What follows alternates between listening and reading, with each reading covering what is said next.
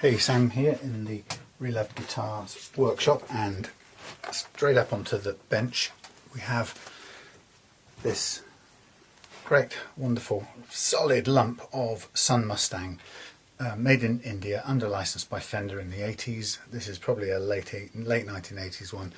I'm not sure if we'll find out whether it'll tell us inside on the neck.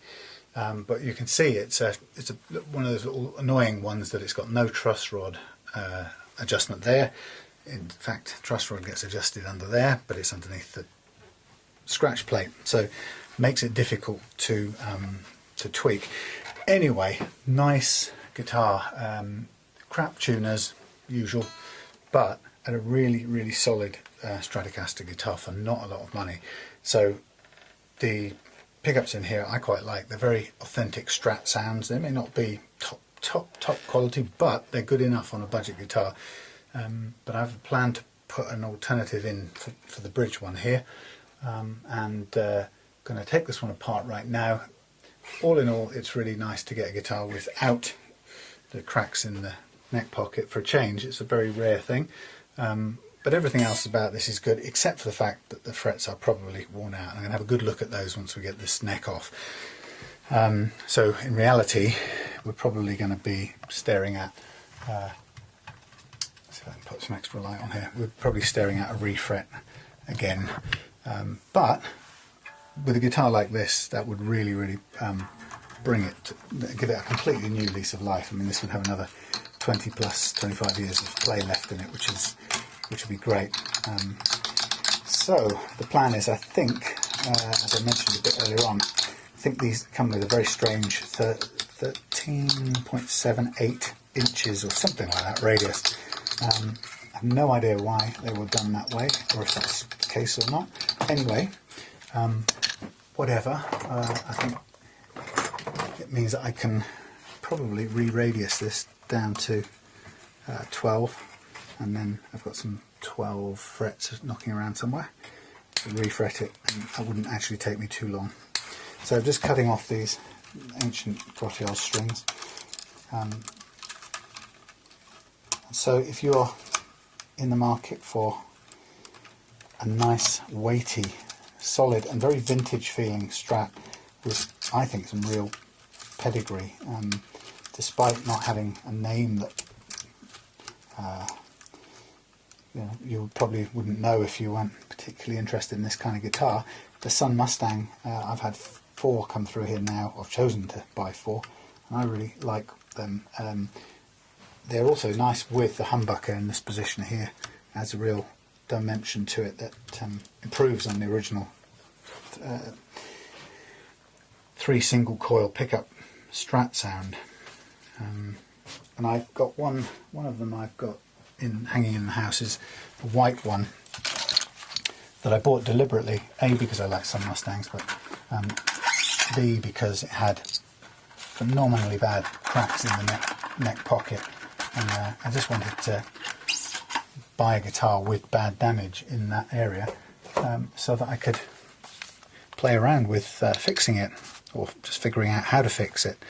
I have to say, I did that one, I wouldn't say crudely, I did it thoroughly, and it doesn't claim to be a sort of professional repair, but what's great is that it's possible to do at home, and it's very strong, and actually for a budget guitar that's what you care about, the fact it's strong. The paint colours match up. It's not perfect. The original was sparkle, a kind of cream sparkle, and the paint is a cream, flat cream, but the point being is that it's given it a new lease of life, and it plays wonderfully, great fun. So I'm just going to pull all the strings out of this and dispose of them to begin with. These look like Fender strings with a little brass bullety ends to them. And I'm just chucking these away. You can see here we've got nothing special in the tremolo block. It's fairly low grade. We've got 3 springs, and we've got the tremolo claw is screwed right the way in, so this has been long since played as a hardtail. which is fine. I'm not a great fan of tremolos on strats anyway. I'm going to fire up the soldering iron so that I can remove the electrics from this, because I want to take it all the way apart. Now, I'm going to remove the neck straight away, so I'm just going to make sure I know it's supported and it's not going to just fall out onto the floor.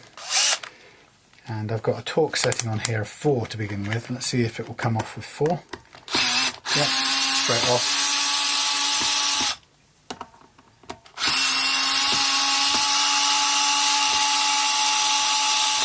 This is a really, really solid lump of wood on this guitar.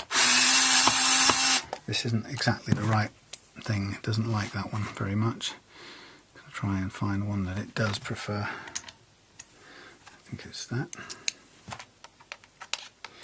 Yeah, really, really dense wood. It's not a lightweight guitar. There's a nice firm screw. It feels to me like this has never been off. I mean, I can't be sure of that, but very, very tight fit. Okay, there's the plate. Now, as I take this off, the main thing is to just be, if I'll turn it over first, be cautious. First of all, these often can be really, really tight, so we don't want to split off any lacquer as we're doing this. But I'm just going to sort of gently lever it about and turn it over and just check and see if there are any shims in here that hold the neck at any particular angle. In fact, hasn't got any, and it's a very clean joint altogether, and it has a date on it. It says April the 13th, but I can't tell you much more. I don't think it's 85. Oh, it's my dad's birthday. How about that? April the 13th, some year or other. But I think that's probably, I wouldn't be surprised if that was a 1985-ish piece of equipment.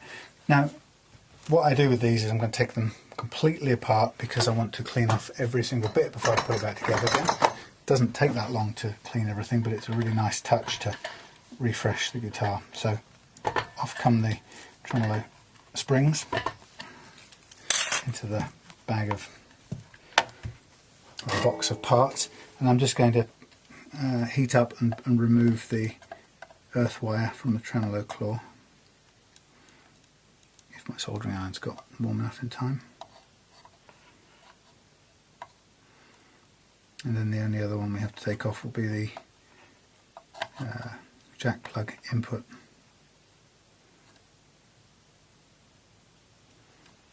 Oh. Yeah, nice and solid. I really like that about these things. I'm going to take these are a bit, they look a bit tired out, these screws here, so I'm just going to be conscious of that. I'm going to need to push down a little bit. I've probably got some spares which will be yeah, not good at all. They are really worn out. I'll need some spares for those, but they've been on and off a few times in its life, I think. Not quite sure why. This is really not going to come out. I might have to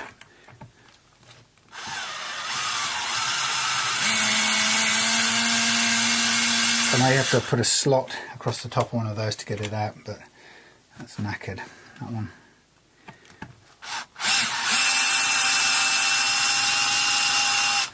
I mean, you probably know this, but if you ever get in a situation where it looks like it's not going to, or it's worn and it's going to skip, put more pressure downwards rather than less, and that stops it jumping.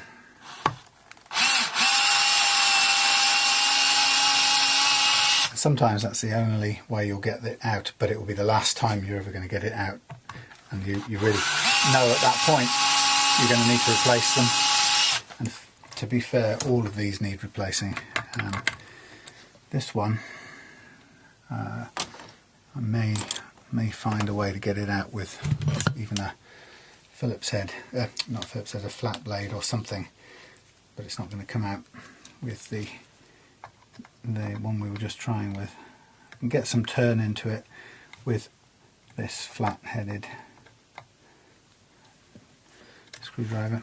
Alternatively, if I couldn't get it out with that, I would then take one of my nut slot files or a diamond file and just grind a slot into the top of it. It's going to be chucked away anyway, because this will never sustain. This won't put up with another screwing in, taking out. They're going to be history. I'll keep hold of them for now because I need to match them with, make sure they match whatever I replace them with, but they will be binned. Okay, so there's the tremolo unit, a very insubstantial little block, I have to say. If you want to improve the sustain on your guitar, really simple thing is just replace that with a decent quality one, like a Wilkinson one. I'd be tempted to do it on this guitar, but the only downside is that as far as selling onwards, that would continue to add to the price of this guitar for a buyer. Having said that, you could say, well, that's fine as long as the buyer's getting the quality value out of it. But the problem is it tends to take those kinds of improvements. If you ask the buyer, that's what they'd want, but then they take the guitar up into a price where it starts to be on the same level as I don't know, something like classic vibe strat or something like that by Squire, and it gets hard to justify why this would be so much better than one of those, even with lots of really good quality components added onto it. So it's a tricky one to balance. How much or little improvements do you make before it becomes kind of practically impossible to sell it, because despite how good it is, it's now gone into the wrong price range. So you've got to be cautious of that. These are nifty, very small little pickguard screws. These are in surprisingly good condition, so I really don't know why the tremolo screws have been on and off dozens of times, whereas what looks like dozens of times, whereas these pickguard screws are so small and fine, you would have thought that those would have been stripped out long ago, but not. So anyway, okay, that's the wrong one. That's the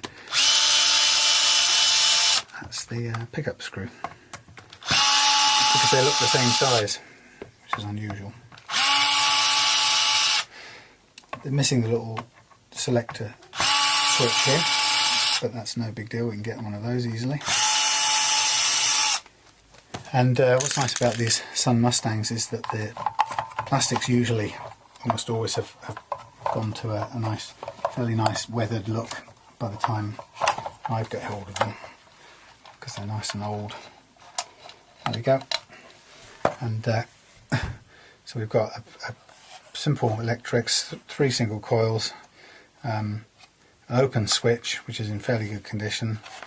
I've seen that on a couple of these Indian ones, and small pots and a little capacitor over there, and that's your lot.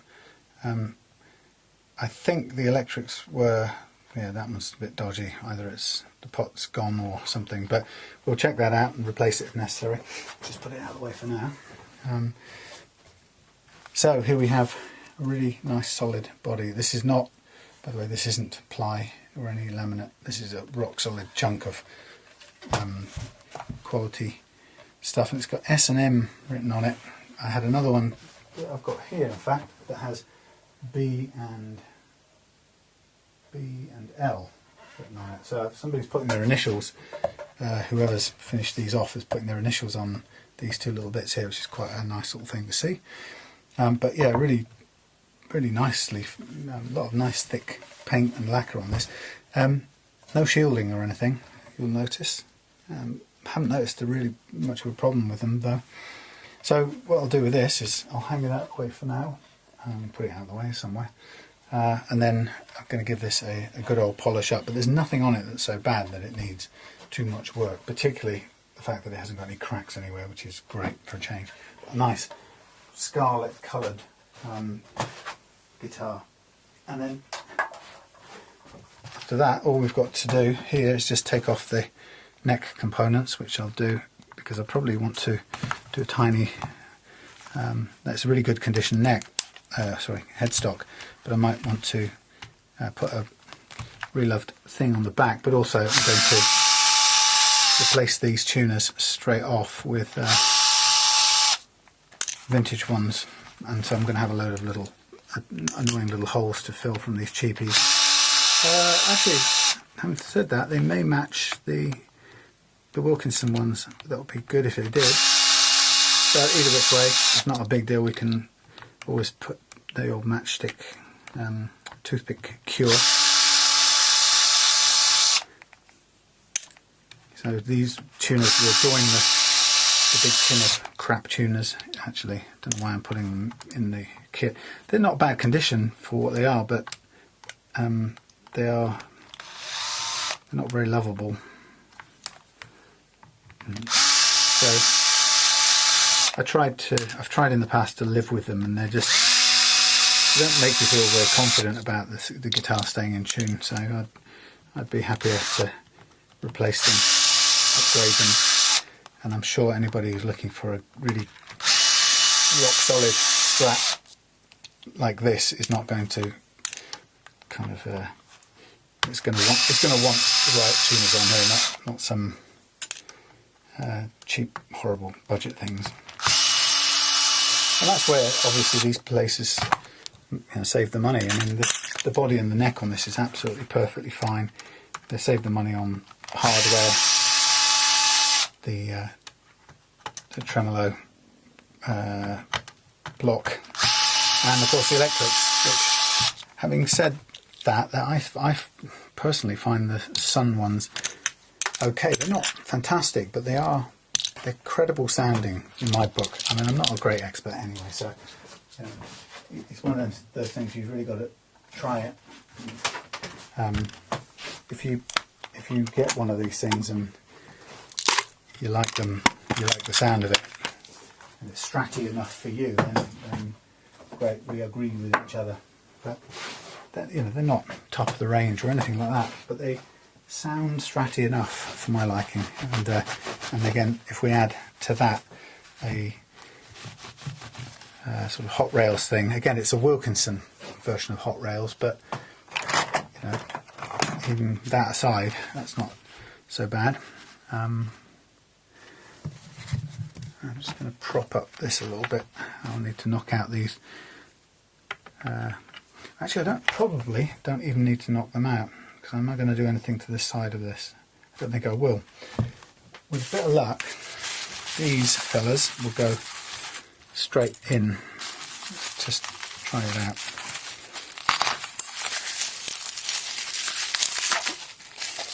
Oh, look at these. These are so much nicer. Pow!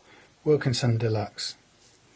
So we'll be going into there with those little fellas. And they do match up.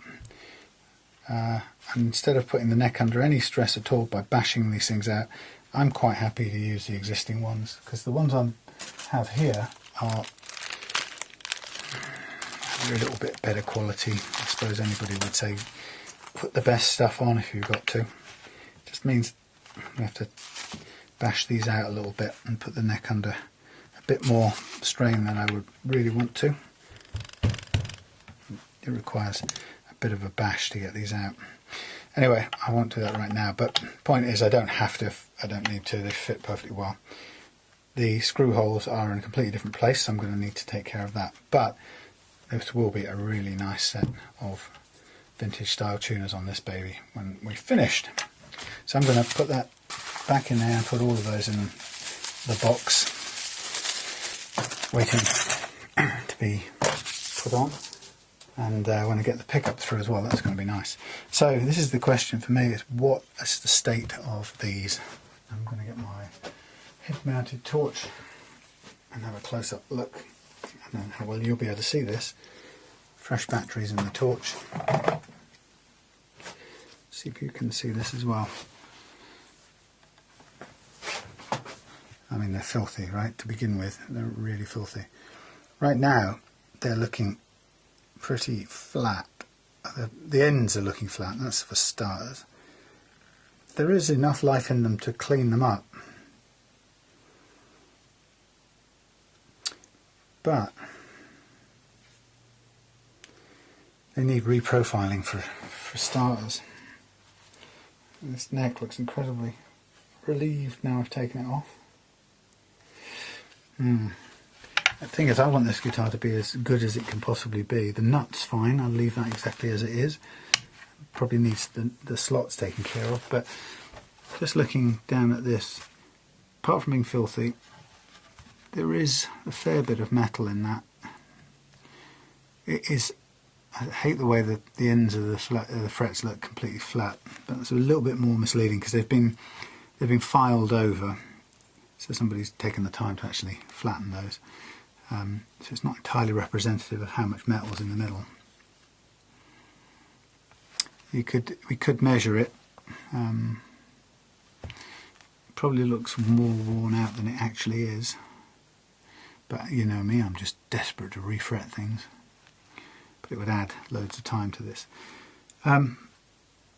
See, I don't want to send out a really great guitar that's only got a finite amount of life left in it. I played this guitar the other day, and I have to say I felt that for me there was too much.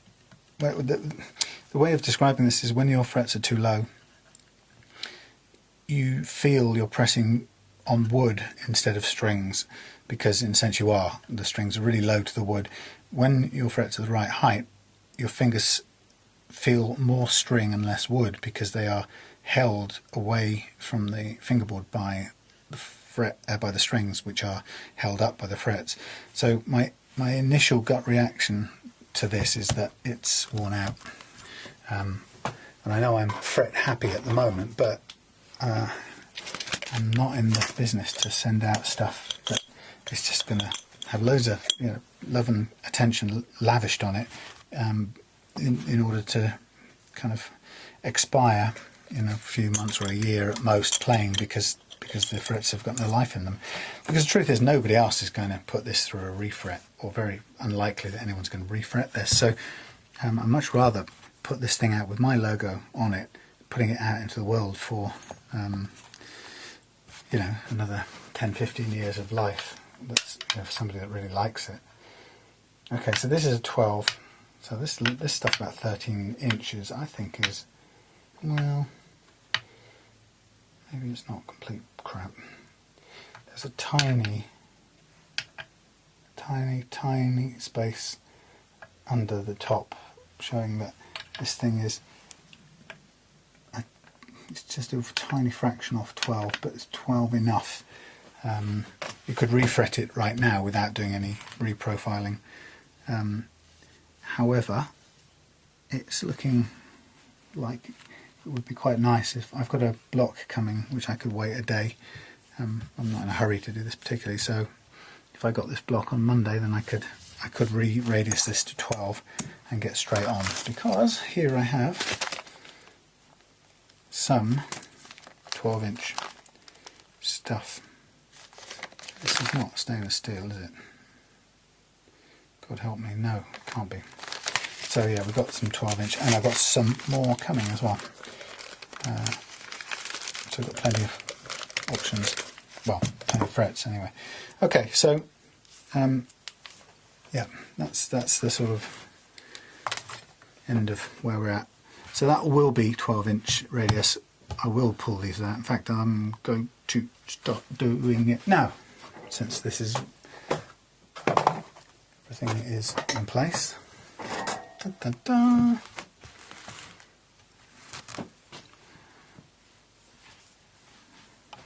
Let's see the best way around. Now you can see this.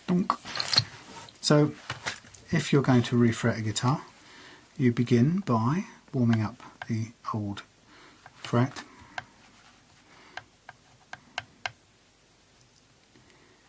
And we're going to take these special nippers. I'm going to use that to nip this end in a way that will just pull it free of the and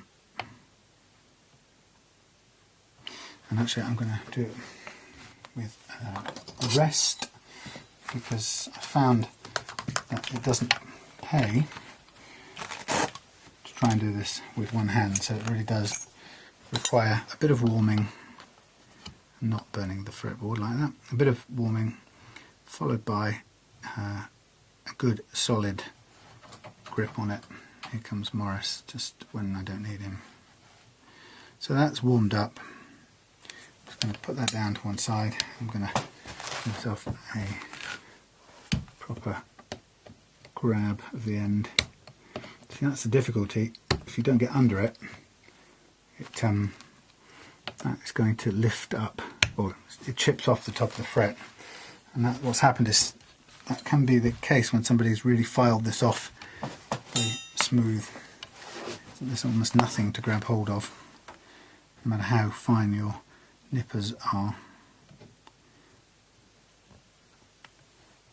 Morris, it is not really the right time for you to be up here.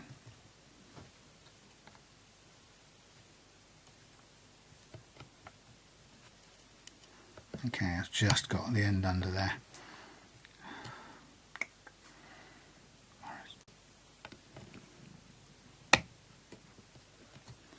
And these are coming out, well, this one's coming out quite easily now.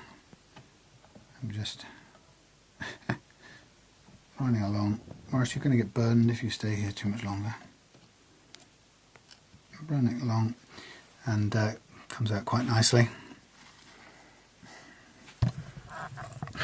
Yes.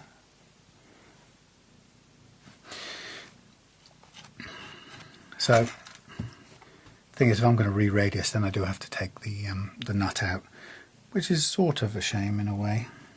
But if we're going to do it properly, I'm going to do it properly. So I think that, Morris, you're going to need to go away before you have an accident that involves a hot soldering iron, or before I have an accident that involves a hot soldering iron and you. Come away from there, come away from there. Right, okay, so anyway, I'm not going to bore you with pulling out a load of frets, but we've started and committed to it, so it's going to be a refretted Sunn Mustang. So that's final. And that's the first stage of it. So next thing you'll see is when I've got the radius block for 12-inch, which I haven't got. I've only got 7.25 at the moment.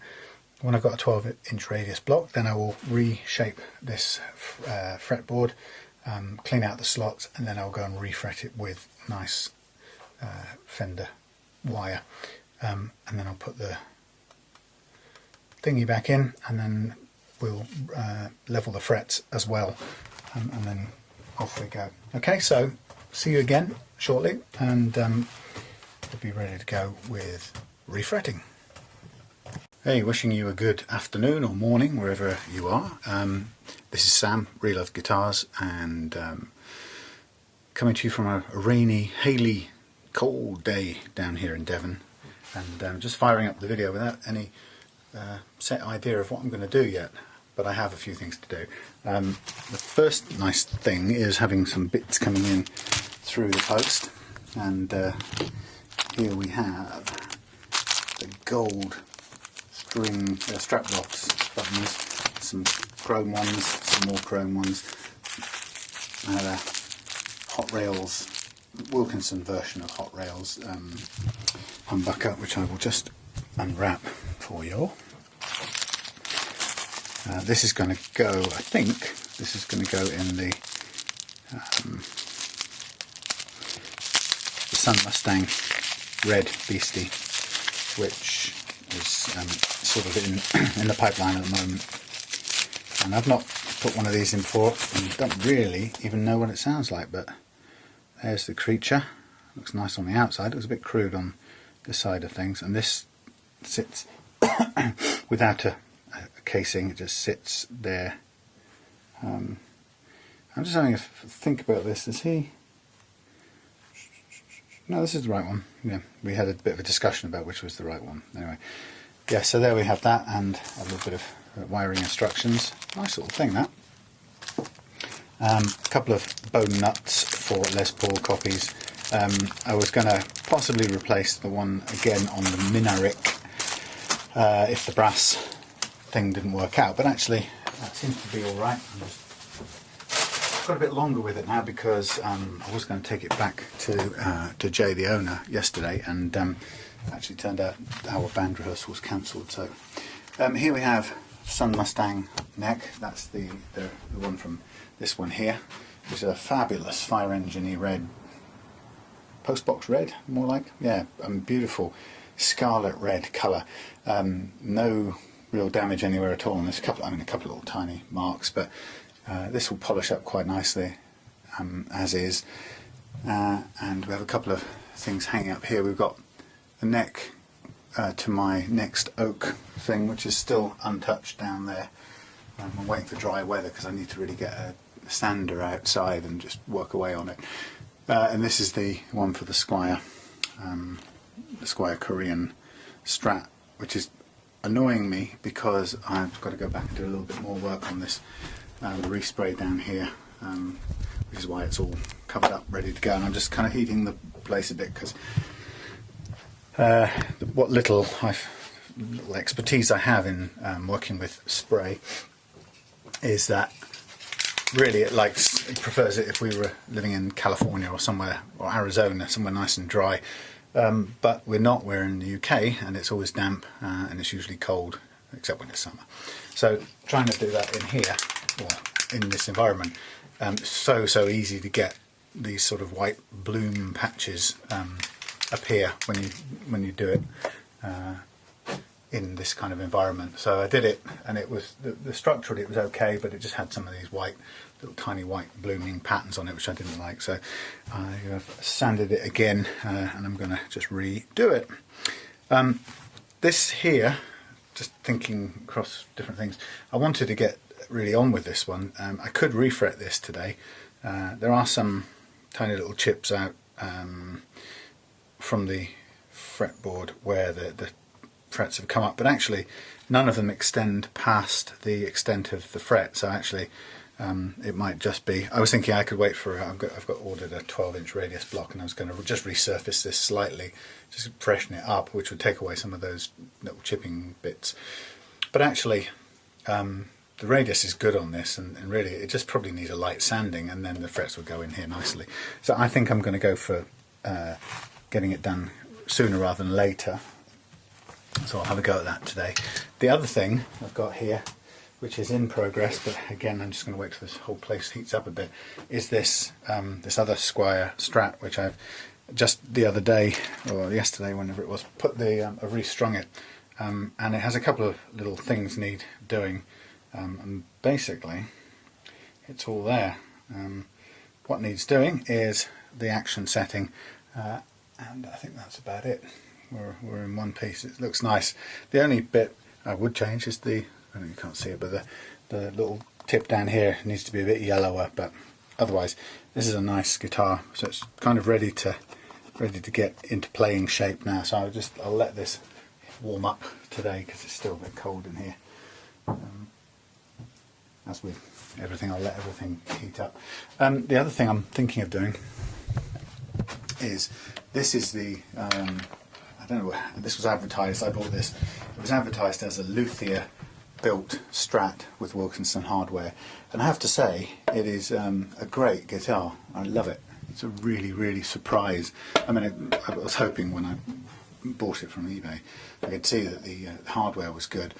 Everything about it's really nice. In fact, when I took it apart, I discovered this wasn't an Affinity body, the way the chap had claimed. In fact, this is a Korean Squire body, which actually puts it on a par with the other one here, which is, this is a Korean Squire body here, and also I think, in fact, yes, I know. Is this one wood or is this one laminate? Let me just get my head around this. No, this is. I've forgotten now. I can't see very well. This is. There's another one here that's laminate. Maybe it's that one. Anyway, really nice and solid. That's wood. That one. That one's laminate, and this one's also laminate, which is a really solid piece of equipment. and the neck is great.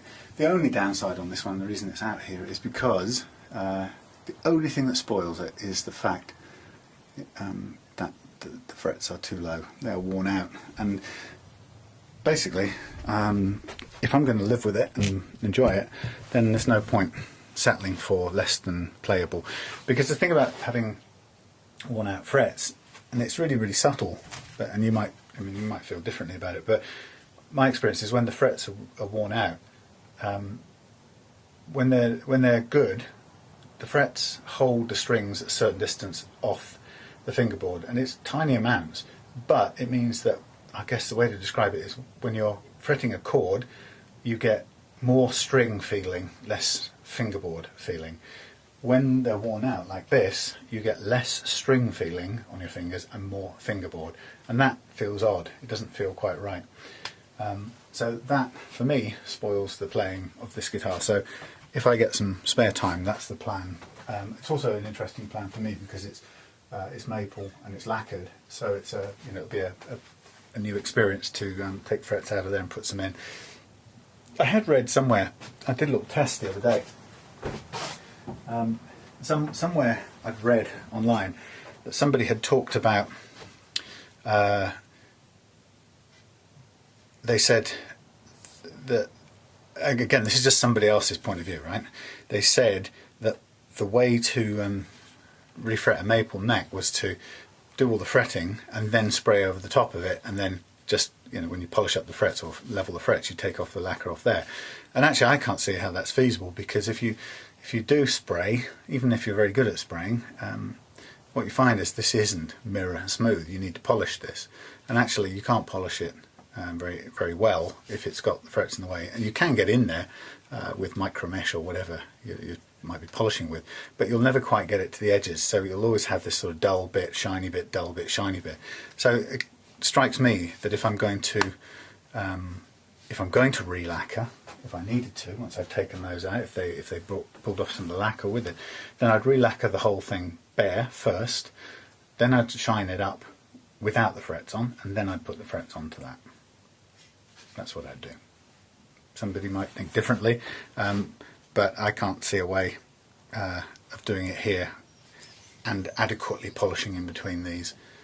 It kind of makes a join a little bit better, I suppose, if that's, that's one thing. The glue on these doesn't really hold the underside of the head of the fret. It really holds the tang in the slot more than anything else. So I don't know. But I'd rather it was much shinier than that. If we're going to have a glossy fingerboard, I'd rather it was fully polished. I can't see a way of doing that if you put the frets in first and then spray. So, what is the plan of action for today? Oh yeah, well, okay, I'm going to come back in a minute, but I'm going to get on to, what am I going to get on to? I guess I need to refret this red neck. Yeah, I need to refret this, because until I do, I can't do anything else. I've also not re-drilled, but I filled in these holes here, and our tuners are going to require new holes, but I need to level these off as well, and I'll probably I'll do that with a blade in a minute. So there's a little bit of work to do on here, and then a bit of work on this side, and I think we could probably just get straight on and fret. There's a couple of chips on here that we'll take care of later, surface things that just affect the way it feels, but otherwise it's in good nick. And like I say, I could wait another day, but I think this is livable with. And what I would start by doing is I take something like what is this? This is a 2000. I take a 600 grit paper and take just a little strip of this, and I'm just going to take off the rough parts, and I'm going to do the whole fingerboard in a minute, but I just want to take the rough sticky up bits, and they're usually a bit of glue sticking up. That's about all it is. I'm just going to make sure that's smooth. I don't want to try and put frets on top of that, and then I'll do the rest of the fingerboard as well over the top. But yeah, this is just to give the frets a better surface. And the thing is, I can can re-polish all of this up in a minute once I've done this basic levelling of the slot. Yeah, it's quite rough down there.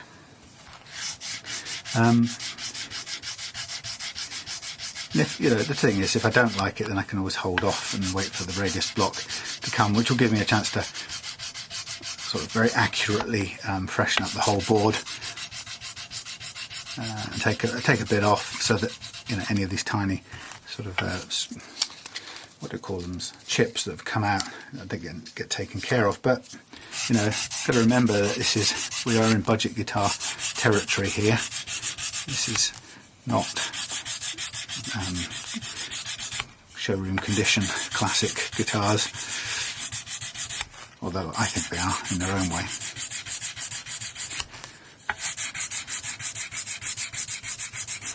And once I've done a sort of run over here with maybe a 2000 grit, and I'll just do it by hand so that I don't put any kind of flat spots on it, but once I've done that, then I can use micro mesh just to really smooth it out.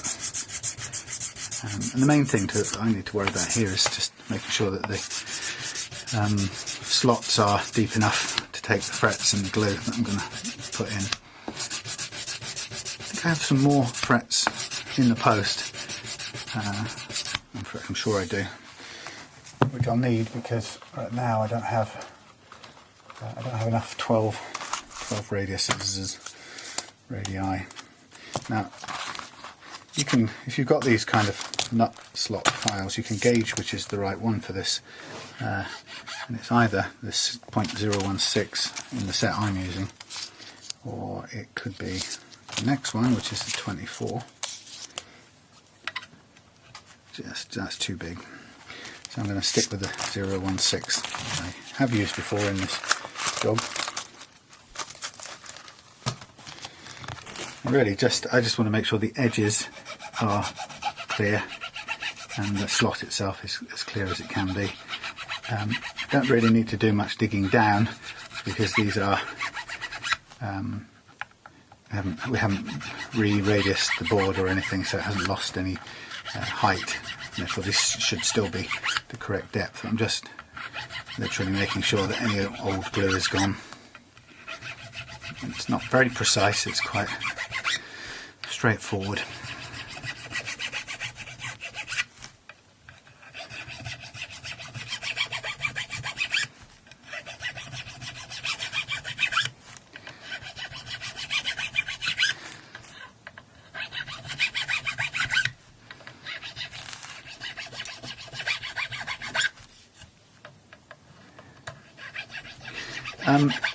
I think there's something that's been struck me the last couple of days. I got some not very pleasant comments from an experienced professional luthier, quote unquote, who on one of my videos, who insisted that I should take all my videos down, and was tired of seeing people like me putting up misinformation, etc., etc. And that's hard to hear, just because, you know, it's sort of put across in a fairly unfriendly way. But the difficult bit for me was there wasn't really any substance to, or any detail in his comment. It was just, you know, you're wrong and I'm right, therefore, you know, trash everything you've been doing, screw all the people you've made guitars for or done guitars for who seem to like what you've done. And it's quite dismissive, and it certainly doesn't leave me feeling very good, even if it makes him feel good to post it. So I've commented on this kind of thing a few times, and like a lot of people who do anything, put themselves on the line in any way, I suppose, you know, it's hard to do this and then get kind of attacked anonymously, I suppose, in social media. But the thing that, actually, funnily enough, the thing that really did bug me was the fact that the thing that this particular individual, I looked back, actually, I had to kind of recheck it, but the thing that I accused me of or criticised in his post. I hadn't really seen the first time round, but he accused me or criticised me for something that in fact I didn't do, which, I don't know about you, I remember when I was a kid and getting accused of things I'd never done used to drive me insane.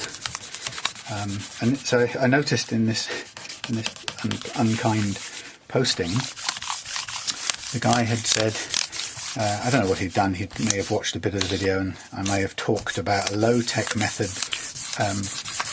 which you could use to level your frets, because often I've talked about that, saying that you don't have to, if you've got a budget guitar, you don't have to have loads of $100 tools or whatever the hell it is. You know, you can do some of this stuff low-tech. And you've got to bear in mind here that I'm talking about people at home with their budget guitars. I'm not talking about people with their $5,000 Fender USA or whatever. And the reality is, if you have a budget guitar and you're at home and you want to make your guitar play a little bit better than it currently does, you can do it with a low-tech method, i.e. a piece of sandpaper, and you can measure the levelness of your frets, and you can carefully take them down, and you can do them one at a time, and it's possible to do it.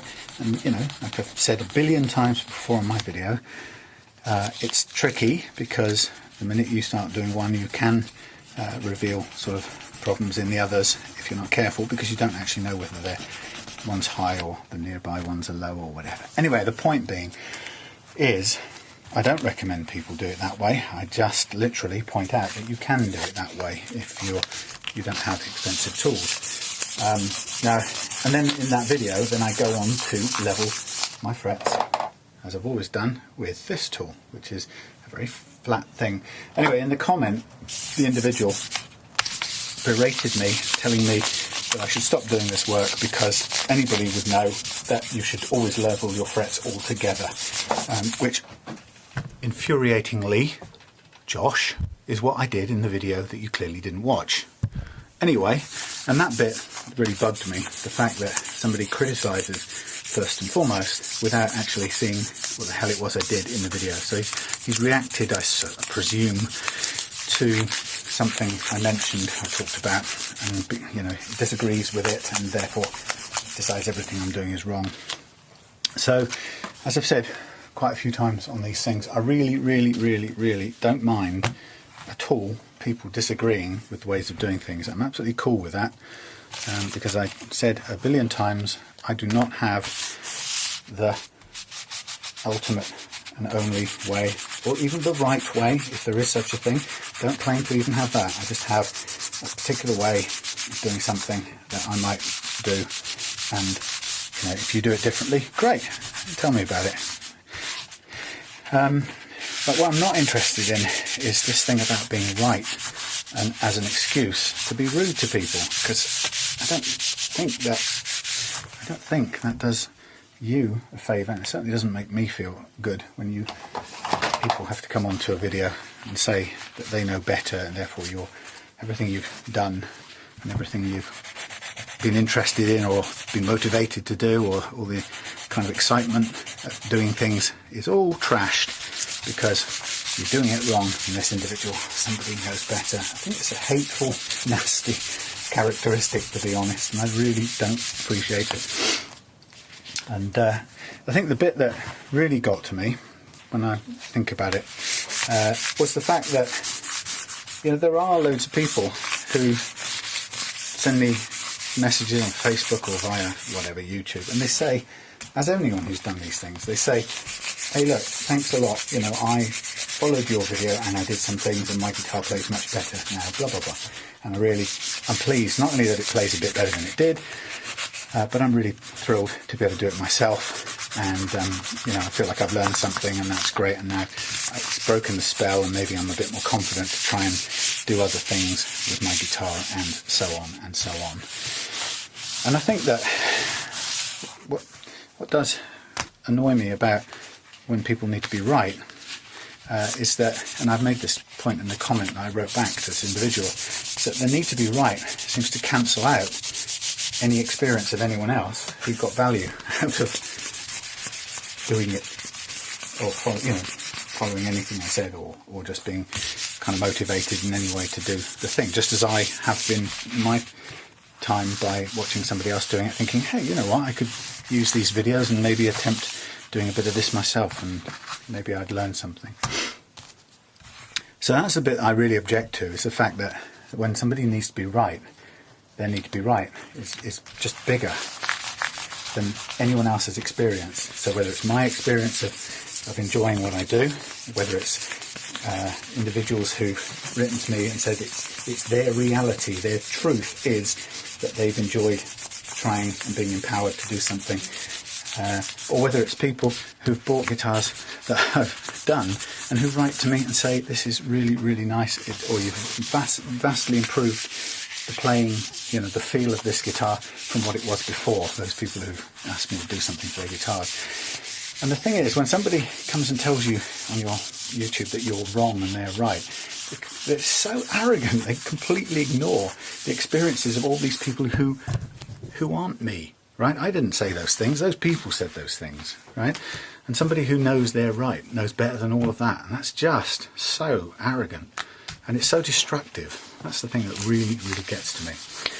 And I don't mind admitting it. And it's a bit like many people I've seen who do anything like this. The minute you put yourself so-called above the parapet, you know, you are subject to attack in some form or other. It's a shame. Some people have said to me, oh, you must be, if you make videos like this, you must be prepared for criticism. Of course I am. I've said a million times on these videos, I don't mind criticism at all. I do mind rudeness and people trying to put someone else down to feel better about themselves. I don't tolerate that. Don't tolerate it in my day-to-day life, and I don't tolerate it, I don't expect it, and I don't want it on YouTube either. So there is a big difference. Tell me, I'll give you an example. Okay, somebody came on a while back when I first started doing it last year and saw me using Mr. Sheen polish, right, to just do a final polish on guitars, components or something. And this individual did the same thing. He said, you must be fucking insane. That's what he said on my YouTube channel. And the thing is, he was great, so he taught me something, right? But I don't want to have any interaction with him because he was so unpleasant. So I went and did some research, and I found, okay, so there's a lot of people that think silicon's a real problem and blah, blah, blah. Anyway, the point being is that his information prompts me to learn something, which is great. I have no problem at all with that. But I've got no time at all either for unpleasant, rude, aggressive individuals who have to make themselves feel better by pulling someone else down, okay? Anyway, I've gone on long enough about that. But just so you know where I stand, okay, it's fine.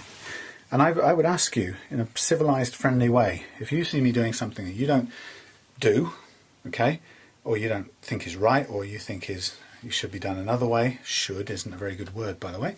But if you think of there's something you see that you do differently, let's put it that way, right? I'd welcome you to share it, right, and say, hey, here's what I do. Not, you are shit, you shouldn't exist, you should go out of business, you should take your videos down because I'm right and you're wrong. Just share, add to the knowledge of the world and share what you know, right? And do it without having to be aggressive and destructive. And actually, what I notice is that not a lot of people do that because often it isn't really about, they aren't motivated by a desire to share information. They're often motivated by a desire to make themselves feel better by putting someone else down. Okay, and as I said, I don't have any time for that. So please do be critical, but do it in a way that is respectful. And I invite you, before you post something, if you're going to, genuinely just check and see what's motivating you to do it. And if you are doing it to just be right, I invite you not to, right? Because I spent enough time in my life doing that, just like everyone else has done at some point. And I'm not ashamed of it exactly, but I won't waste any more time doing it because it doesn't get anyone anywhere. And it actually, all said and done, it doesn't make me happy either to be critical and to score points on someone else. So that's my appeal. And I think, you know, it isn't, you don't have to accept that YouTube is a horrible place where everybody is horribly rude to everybody else. It doesn't have to be that way. It's only that way if you accept it. And personally, I don't wish to. And nor do I intend to take down my videos just because somebody else feels provoked enough to be unpleasant or unkind. But I have to say, like a lot of people on here, I have you know, thought about it, dreaded, get to that place where you dread the Gmail notification that somebody's commented. Stupid world, isn't it? That we should be afraid to check our emails because somebody's going to be aggressive or bullying or so right that they have to make you wrong. And by the way, if you want to know what's at the heart of these religious fundamentalist groups that are wreaking so much havoc in the world at the moment, that's exactly the same thing. They're right and everybody else is wrong.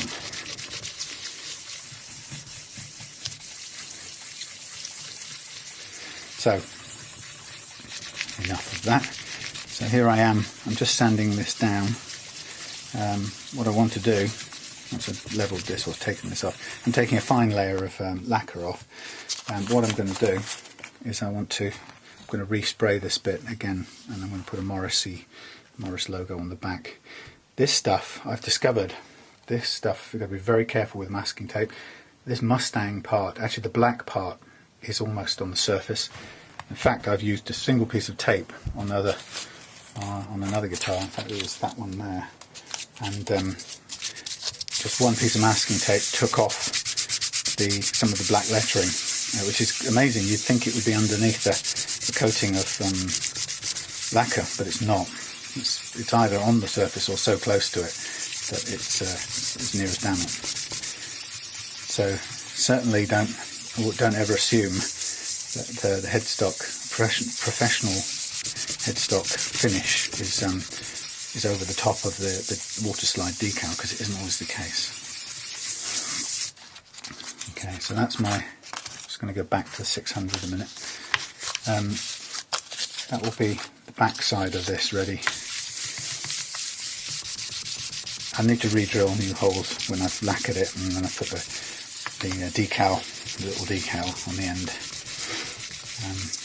But this will be as kind of cleaned up as this is going to look. There's no real way of making those holes look any different now. They're just sort of subtle. Okay, put that off to one side. It starts to get a little bit warmer in here. Yep, that's out of the way. So, I'm back to where I was with the micro mesh, and again, this is micro mesh is really good stuff because you can get kind of a nice shine out of just using these papers. So you don't even have to. Sometimes when you're doing finish with these papers, you don't even have to go as far as using polishing creams, because the papers are so good. They bring a shine up. There's a bit of a blemish here on that, but I'm going to leave it. Won't make any plain difference. So I've given this a sort of light clean up. I've taken away some of the ridges where the frets were, so that means our new frets will seat very well. I'm always tempted to get some oil out at this point and make it look really nice, but I don't want to do it because right at this stage I would like to make a tight bond between the underside of my fret and this wood more than I want to put oil on there, which would kind of frustrate that a little bit. So I'm going to be leaving the oily bit until right at the end when I've finished the refretting. Interestingly, there are two blemishes on here that sort of stand out. I think they're knots or something, but somebody's dripped maybe a bit of lacquer or something in the past on them. But they do stand out, and could have spent some time, but again, they won't get in the way. They're just visual. So, okay, so there's my. As far as I'm concerned, that's a refinished enough for my liking. That would play nicely, and it would take some oil when the time is right. Just going to quickly go through these again because some dust can build up from the sanding. And then basically I've got some Fender medium jumbo frets here already, and I was going to, I think I was holding off for possibly for some jumbo ones, but these don't need to be jumbo. These can be medium jumbo, and the ones on the red parts caster behind me, they can be the jumbo ones, which I think it would suit that quite nicely. Now this, again, doesn't have to be exact. What it most needs to be is deep enough to take the frets. If it's over, then you have a little bit of space. If you wanted to, you can drip very non-viscous, runny super glue in there. I haven't found that necessary so far.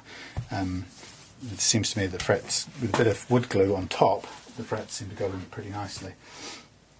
And so for this I'll use the fret cool thing over there. But let me switch off for a minute and I'll get set up to do that. And also I'm going to find myself the water slide that I'm going to use for this, because I might as well get myself ready. So I'll do the frets. I'll get them all in. I won't clamp them, I'll just be using the cool for this process. I'll get the frets in. Damn, I was going to cut them to length, but I can't. I broke my clippers and a new set is coming. Okay, this is looking like I can fret it. I can leave the frets to dry, and then I'll cut the ends off tomorrow when the new pliers arrive. I lost a battle with the stainless steel frets with a small pair of pliers the other day, and they definitely weren't strong enough. So yeah, I may have some other ones here, but I'm not sure. Maybe let's have a look. What I'll do actually, let's go back and test this, whether they'll. I mean, this is stainless steel, but will it work? Wow. Okay. That's workable. Oh, well, so much for buying some more. Alright, let me set this all up and come back to you in a minute. Yo, so got some glue in place. Gonna move this back a bit. Lock my handle in place, and I'm just going to go one by one and place these frets, and I'm going to get them all in, and then I'm going to clean off the excess afterwards. So this is a little bit difficult, these end ones. In fact, to do that I'm going to need this board here, and hopefully I'll just get under there. Just under, that's good. So I've got nowhere to press down on this thing. That's gone sideways, it's all a bit hand-fisted because of the gap. It's not ideal. Did you vote for him at the last election? I did. Will you change your mind now? Balance this a bit better now. Right, there we go. We did ask the government for an interview, but we were told there are no plans to make a minister available. Also requested interviews with former members of the Intelligence and Security Committee. I think so. And Barrow, the chair of the Sunn Mustangs. David Cameron was asked to leave out the allegation. Quick look, make sure.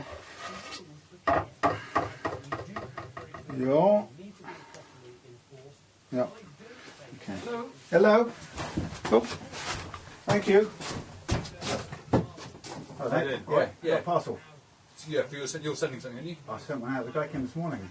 Oh, did he? Oh. Twice it's happened. You guys are. I was expecting one delivered as well, but. No, I haven't got that. They just rang me and said, "Can I come and do a collection?" Thanks very much. No problem. Yeah, twice. Maybe it's something worth looking in because it's wasting your guys' time twice. It's happened to me more than twice. Okay. Thanks ever so much for coming around. Cheers. Oh well, there you go. Parcel force. Not ideal. That's twice they've come for the same package, and they've done that before. It's costing somebody some time, which is not what you want.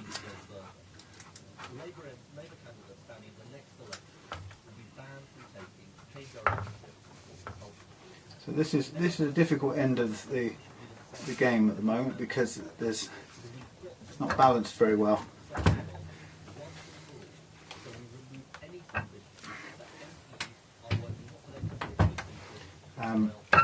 If I'm lucky, in a minute we'll just get past that bit and I won't have to rely on the dangling board. So I want to get these in as quick as possible because obviously I want to get this glue off before it sets. So what I do is I just press down on the board, fingerboard, to get the radius, the caul in the right position, and then I can put some welly into it. And that one is kind of half in, half out. No, is it in?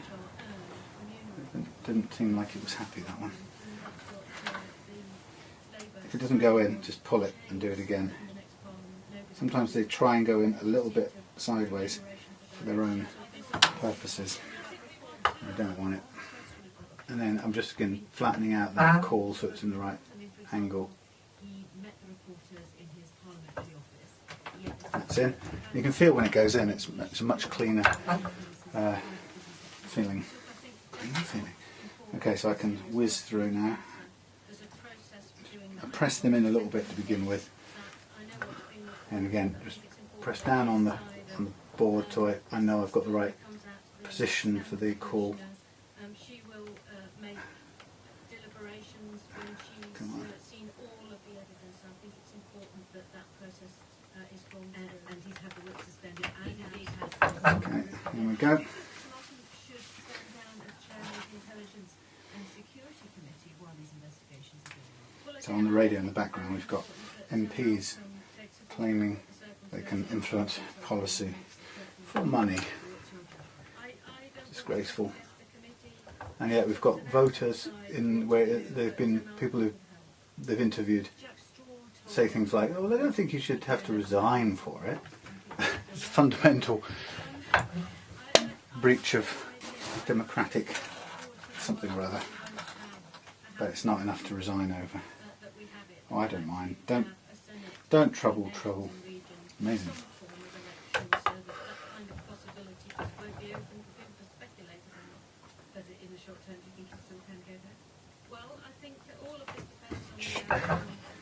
Easy. The beginning was the difficult one, getting these in because there's a gap here. Maybe there's a way of plugging that in future, but I hadn't thought about it in front.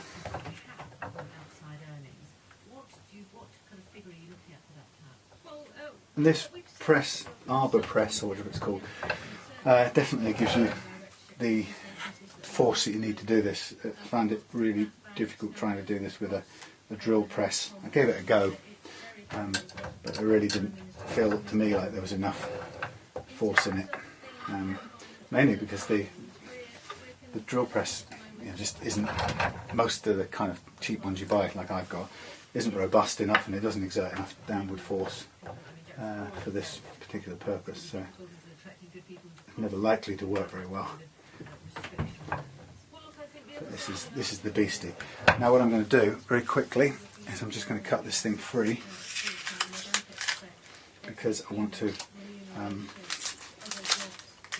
seat it now slightly differently, and then get rid of that for now. Get rid of that. Now this sits properly in here as a neck, if you get what I mean. I had taped it on because it was in the flat. The heel part of the neck we were working on, and it was difficult to get that to sit properly unless you taped it down. So there's two lined up in one go, and I'm just going to, again, we're right on the edge here as far as pressing down is concerned, so I'm going to need this supporting wood again.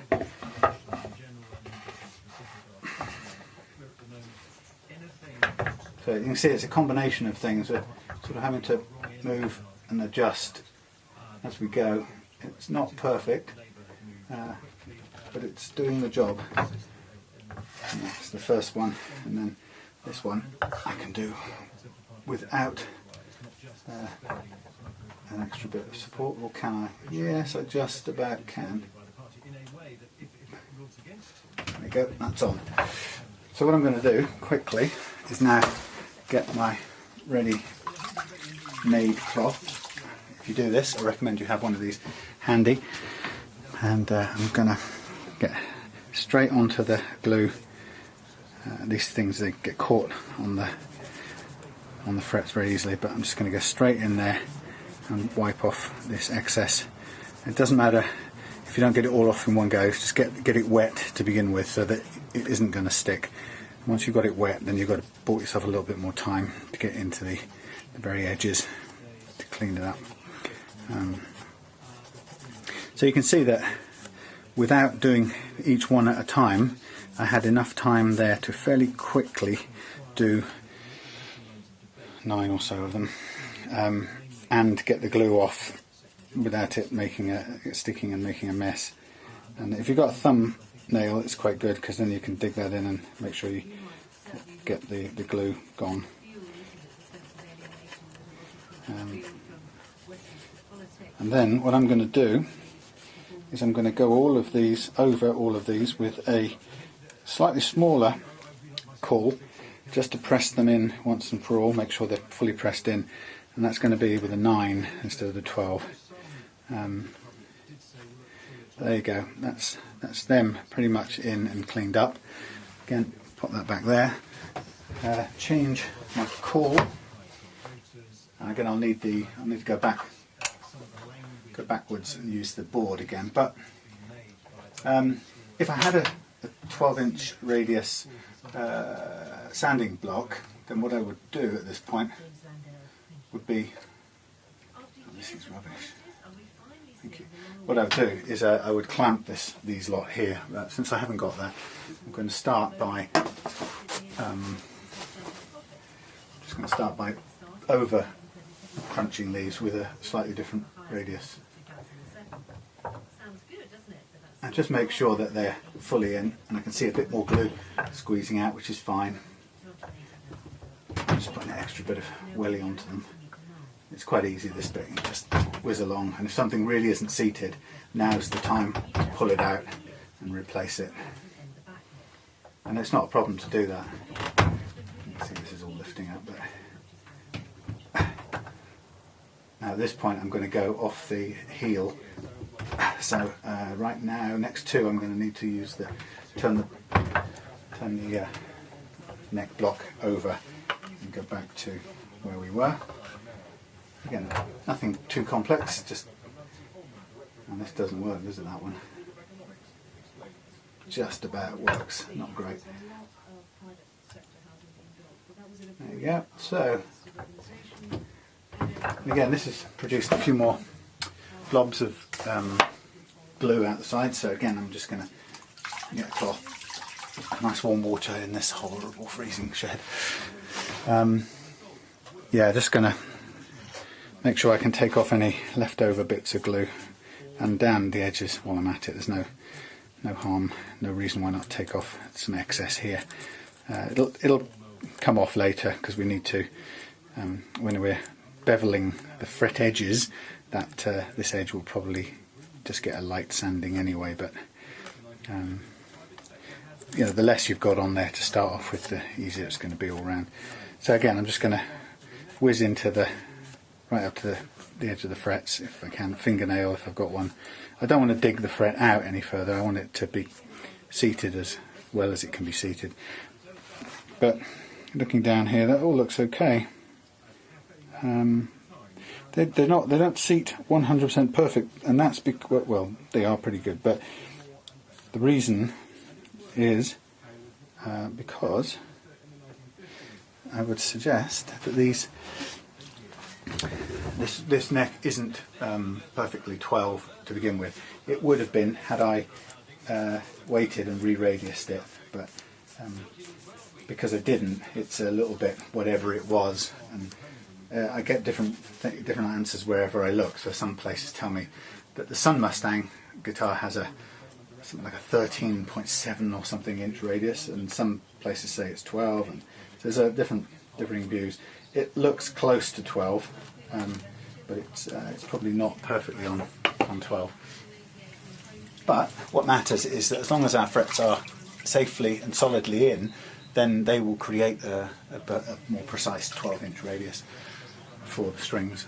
And I'm just going to make, all I'm really interested in now is just making sure they are in as well as they can be. And just cleaning up any excess goo as we go. But yeah, that's pretty quick, isn't it? And then when they're a bit drier, then I'll go down and cut them shorter. I've got just snip the ends off whilst pressing downwards is a pretty good piece of advice I read somewhere. You don't want to be lifting them out of the slots. So again, just a visual check through. Are they correctly placed? You know, if you're unsure, you can go back one more time to your 12-inch radius. This little grub screw is not in very good shape, and I shouldn't be using this crappy fake Allen key, to be honest. But anyway, so just going to go over it one more time with the 12 and just make sure that everything is solidly in place. But it shouldn't be any problem. Now, if you want to, at this point you can kind of go for a half and half pull. You get to put a bit of extra welly into it, but that means you've got to basically not, you can't let the whole bar spin round then, because you haven't got the reach. You get in the way of the thingy. Cord. This isn't working, so I have to be a bit more careful.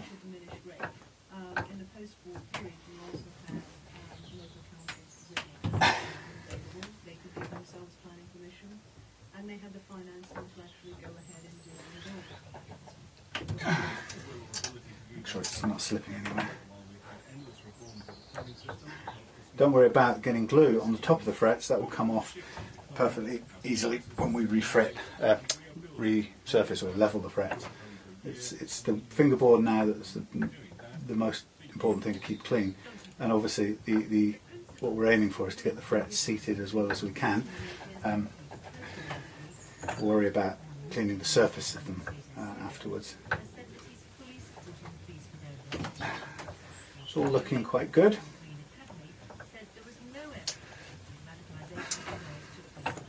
Again, all I'm doing is, there's not really that much difference. I'm just making sure, so I can rest assured that these are as well in place as they can be, and that there's not something, I'm not missing something obvious that's sticking out of my changeover at this point. So switching this upside down, putting that in there. That's not good. I've got to find a better grub screw. This all depends on this being able to change over quite quickly, and I'm not at all convinced. In fact, right, let me just try and get this in, do a last squeeze before I take this off altogether and have a look at replacing this, because I can't afford to lose control of this. I mean, refretting goes a bit out the window.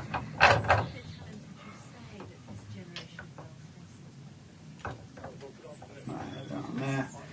And again, conscious that it's not quite on, so I can't give it too much of a welly, but enough. There's a tiny bit of overspill, but the frets sort of spring up to a natural position, and I'm not going to meddle with them from that point. I'm going to leave them sit where they want to sit, because they are sitting correctly in a 12-inch radius, whereas the neck, as I said, is slightly whatever it is organically underneath that, and it's not exactly 12 inches, but the frets are. Okay, so let's leave those dry. I'll take this off. I've got a job actually to really need to be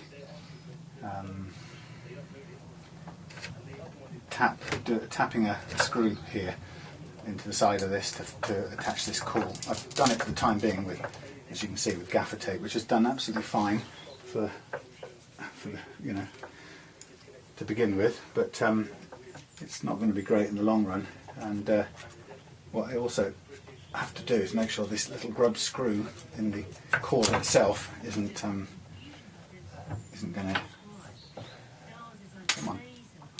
to wear out, because that's the critical bit. I don't want to have to pay another 50 quid for another one. Let's see if I can just get this out. Come on.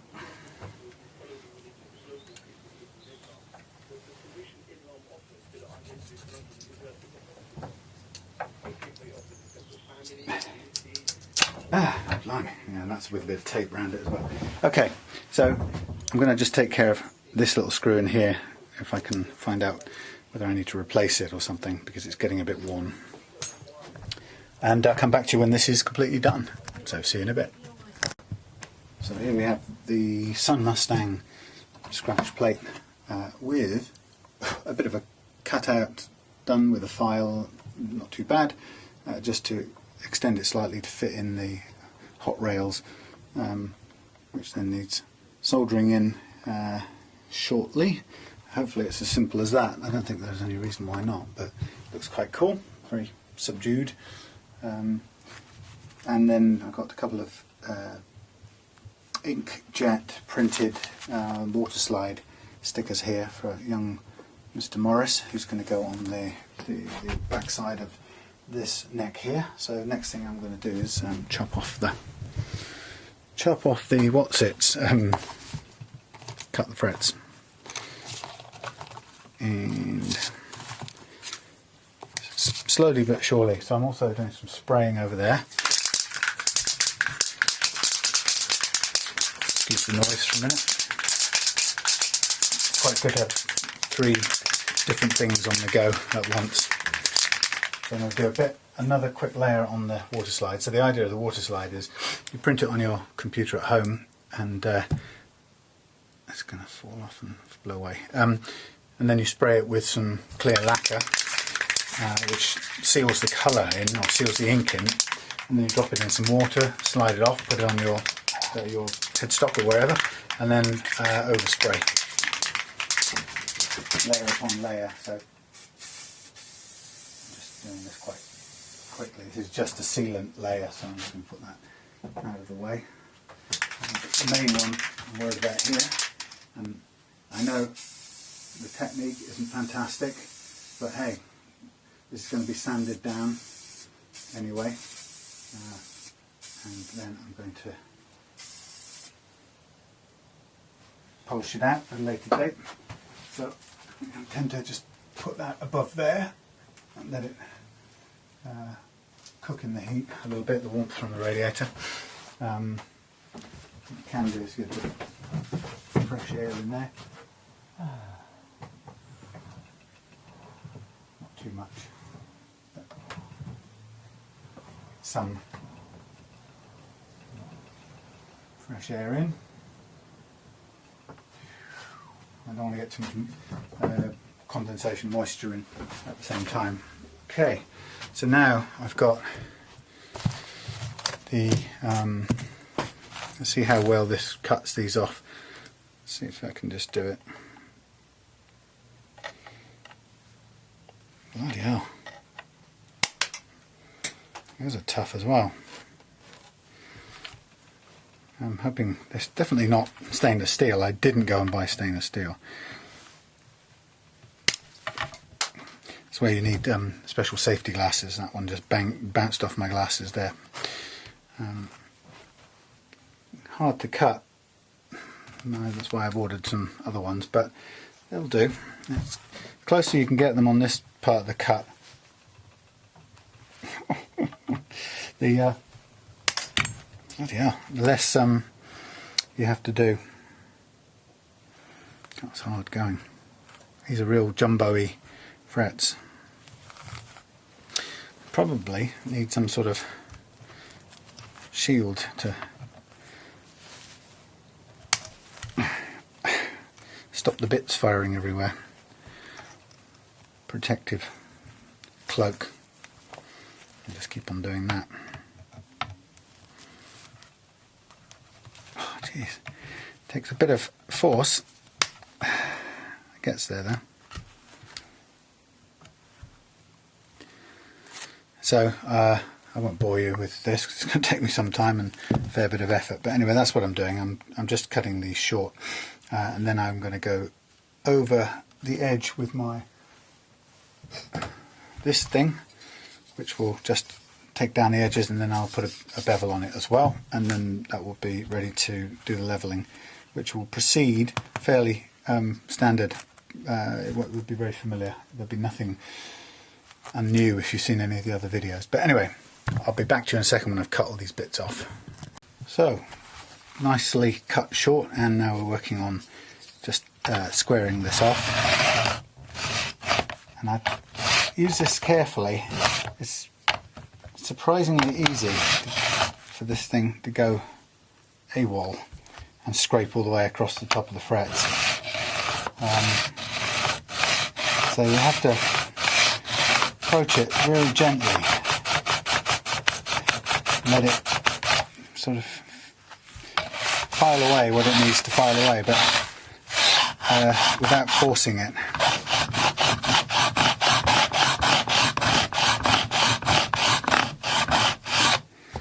And then we're kind of close to it. So you can see I've got one side pretty close to the lacquer. If we scuff up any of that lacquer, it's fine. I'm going to just overdo it, touch it up with some more lacquer later on. Now this side is not as short as the other one, so it's actually quite a bit harder to get it. So you can catch fingernails on it as well. Yeah, it's a bit harder to work with when it's long. And what you don't want to do is end up bashing the frets too hard, so you're knocking them out of their seating. So you sort of need to, my experience is you need to kind of handle it quite lightly until you've got them all at the same length, in which time you can put a little bit more pressure into it. When they're not the same length, that's when you run the risk of hitting one, bulldozing one, and the chances are then you could knock it out of its slot. You could, if you wanted to, put this in a vise. It's not necessary, I find. It's doable by hand, as long as you're careful.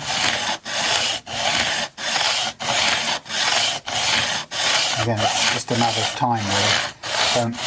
Don't over work it. You know, the file will take down the frets to the right level eventually. You just need to let it do that. And then when you've got them pretty much flush with the edge, then you can use the angle on here.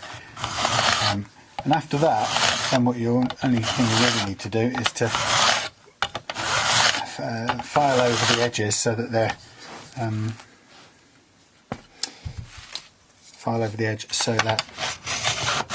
they're smooth, and take away any sharp burrs on it. A little bit difficult sometimes to get, when you turn it round it feels a bit different, but same sort of basic principle applies. It's not, don't over stress. If it feels like it's about to dig into a particular fret, then just back off and at it again from a different angle.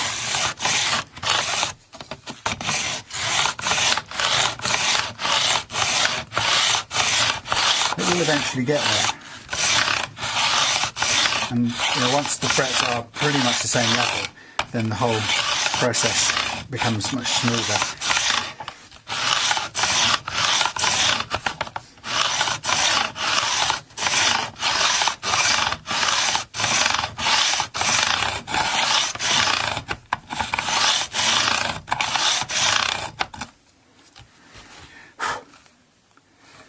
Still a bit left hanging over there to do, but it's it's progressing, it's getting there. just being a little bit careful down this end. You don't want to knock off the nut if you can help it. But it can be quite difficult to get to these first couple of frets with a nut on here. Which, you know, it is sticking up, and it is possible that you'll hit it square on if you go full length. So it's quite a bit more difficult to wear these ones down. You haven't got a free run along there, but you know, like I said, it's doable if you take it fairly slowly.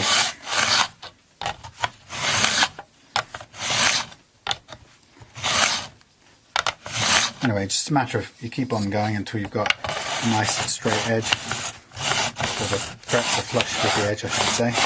And when you have that, then it's time to switch over to the angle and put a bevel on them, which again is quite easy.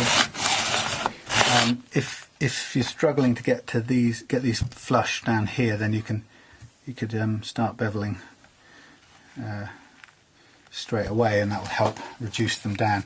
So the beveling is to switch over to the angle, and again this one is again very easy to skip off and scrape your way down the tops of the frets. I don't know why it's so easy, but it just is.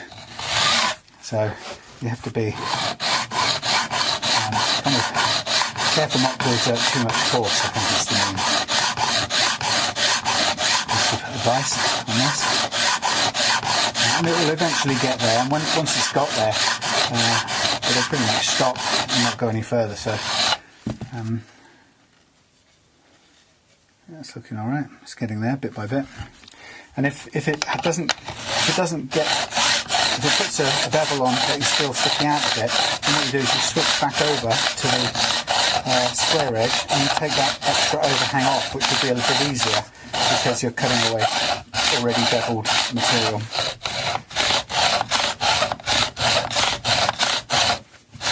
And then, having taken that little bit of excess off, and what you'll find is that it's then suddenly much easier to bevel the rest.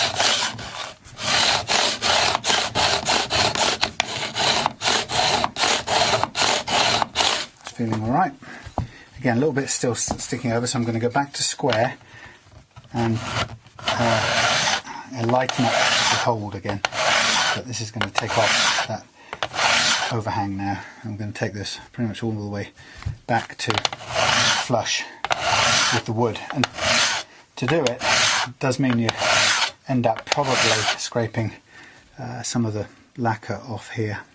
It's kind of about the only way you'll get it absolutely flush, but you do need it flush because otherwise you're going to have sharp frets sticking out and hurting people, which is not going to make you very popular as a guitar seller. You get to the point where you can eventually feel where it's cutting metal, and where it stops, you know you're working a little bit on the surface of the lacquer at that point.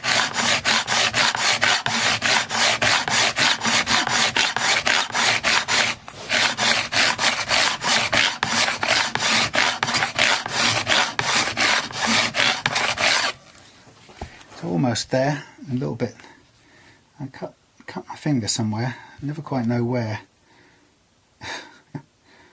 Where am I bleeding from? Well, who knows, but it makes a mess on the thing. I'll clean that off before you get to play it. Is it under here? No, it's weird. Mysterious. Maybe it's a religious artifact.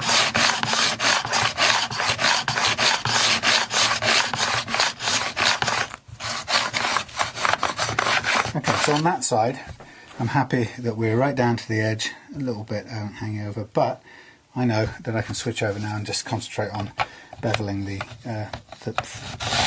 45 degrees. Again, light bit of grip. It'll get there, but it'll get there in its own time. See, and even like that, one momentary lapse and you've scraped the hell out of the tops of the frets, which is okay. I can afford to do that, thankfully, because I'm going to level these things anyway, but it's I don't like to start with that. quite difficult to, for some reason, this block just wants to jump up and scrape the frets. It's like it's got an inbuilt destiny that it's got to fulfill. Just looking for the opportunity to do it. Close. Close. Yeah, I mean, it's just, you know, is this flush with the edge? Still probably a little bit more to go. Again, lightly working this now.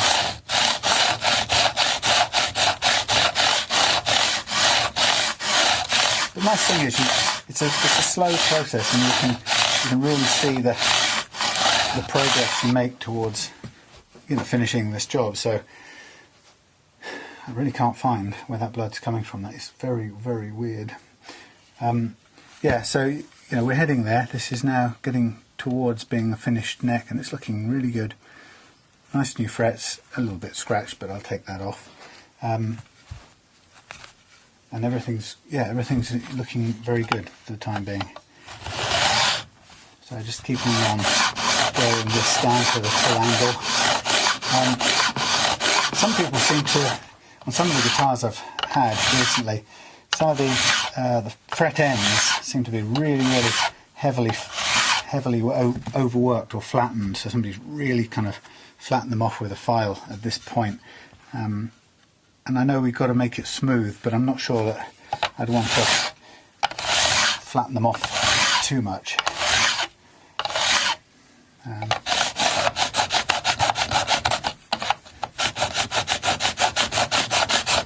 Again, paying attention to this sort of slightly inaccessible fret or two down here because of the position of the nut, which, you know, on one hand I'm taking advantage of the fact that it's got a good nut and I don't really want to take it off if I don't have to. But just making sure, can we actually get all the way to that, and to make sure we've, you know, really got that bevel put on properly.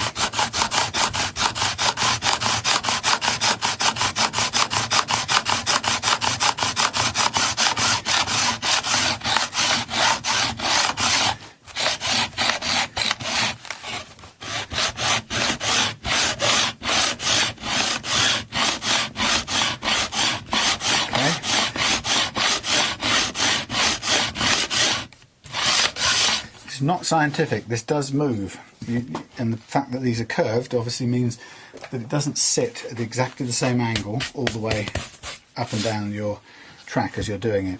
However, that isn't bad at all. I don't know if you can see.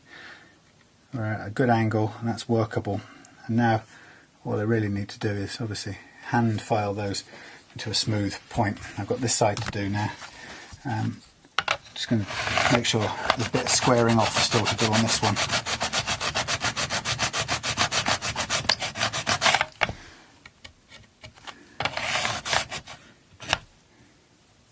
So that's where I'm bleeding from, a hole here on the end of my finger. But not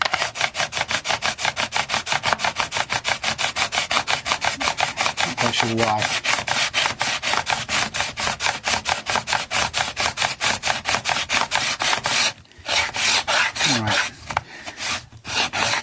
So, I saw a video last night with somebody saying how they were about to do their first refretting. I think it might have been Victor, and he was, I think, like me a little while back. I think he was just waiting for some tools to arrive so he could get on and do it. Hopefully it'll go smoothly for him as it did for me. But it sounds like on his channel he seems like to do it kind of like me, in that he makes sure he knows what he's doing before he gets into it, or, you know, does plenty of research to make sure he's kind of not worked it out exactly, but knows what to expect. Being as prepared as you possibly can be without actually doing it.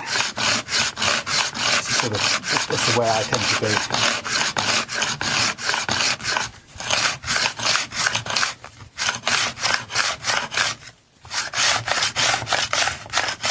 Okay, so on this side now I'm as close to the deck as I'm going to be. Maybe a little bit more to do on this end. It's kind of hard to get to that end.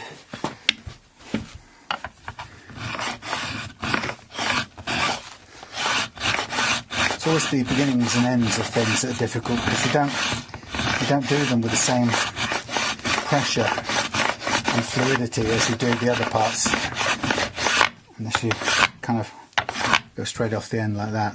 Okay, now I'm going to do the angle on this. Again, I'm taking it quite slow. I'm leaving some blood behind, but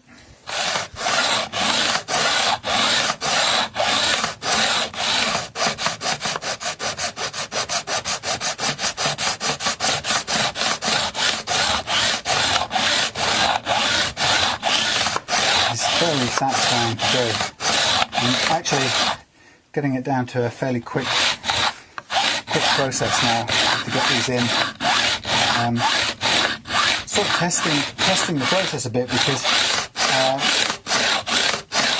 did a guitar for somebody a few weeks ago now, where I made sure that I clamped the frets fully for a period of time once they were pressed in, whereas with these are just pressed in, so it's kind of interesting to see if there's any difference in the holding power of the two. These seem to be pretty good, even as we speak so far.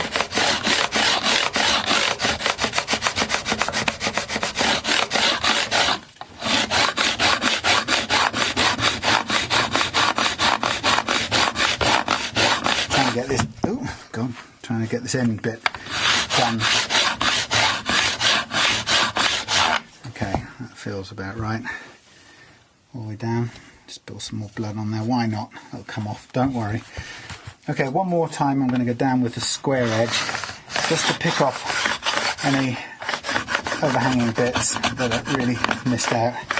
And it's a good last minute sort of thing just to check. And you'll feel it where there's a couple of sticking out ends. What will happen is you'll take those off. There's one there.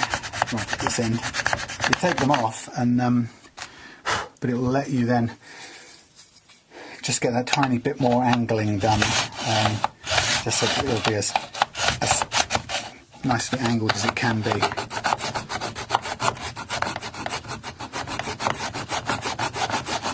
Because the closer you are in to the edge of the fingerboard, the better your angle with this tool is going to be. But that, by and large, done. And just do one more on this side.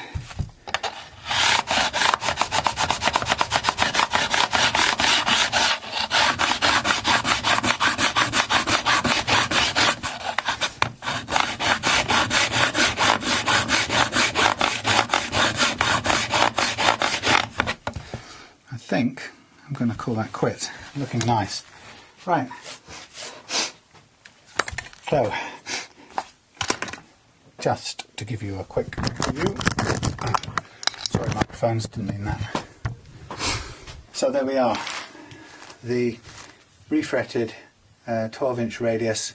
As I said, you can see there are some what look like gaps under here, under some of the frets, but it's not a problem because that's the actual shape of the fingerboard. This is such an old guitar that it's not strictly a 12-inch radius. It's slightly larger, and it's not completely even. So using a pre-formed radius, I'm expecting to see those kind of gaps. It's absolutely natural, and it's going to be fine because as we level this now with a normal leveling process, we'll get a perfectly level fretboard, and there won't be any problem at all.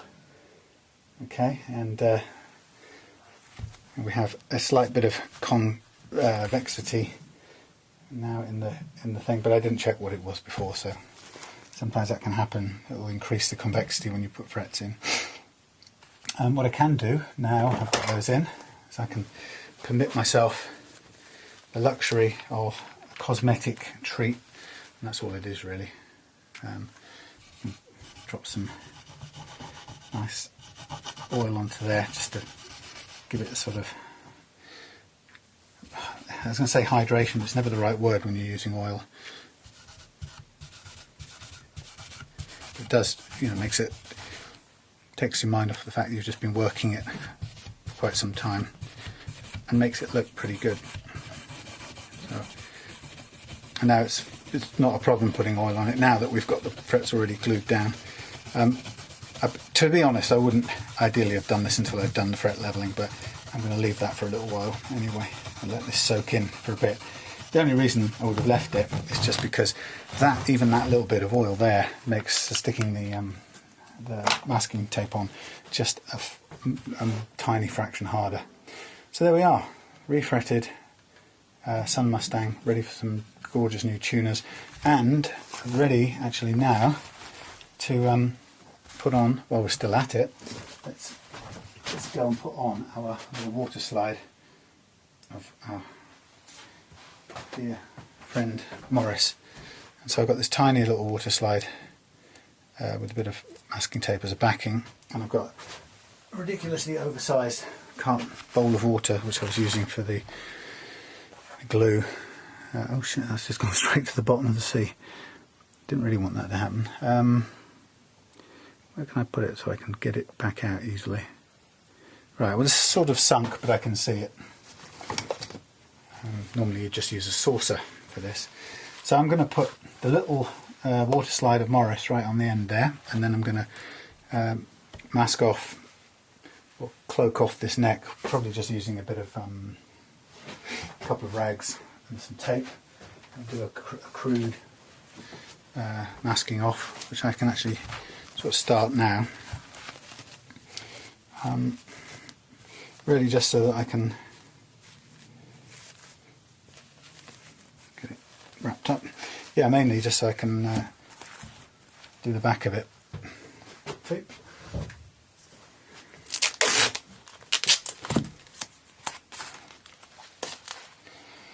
And this is not precise, but I'll get a bit more precise with the masking tape at the end.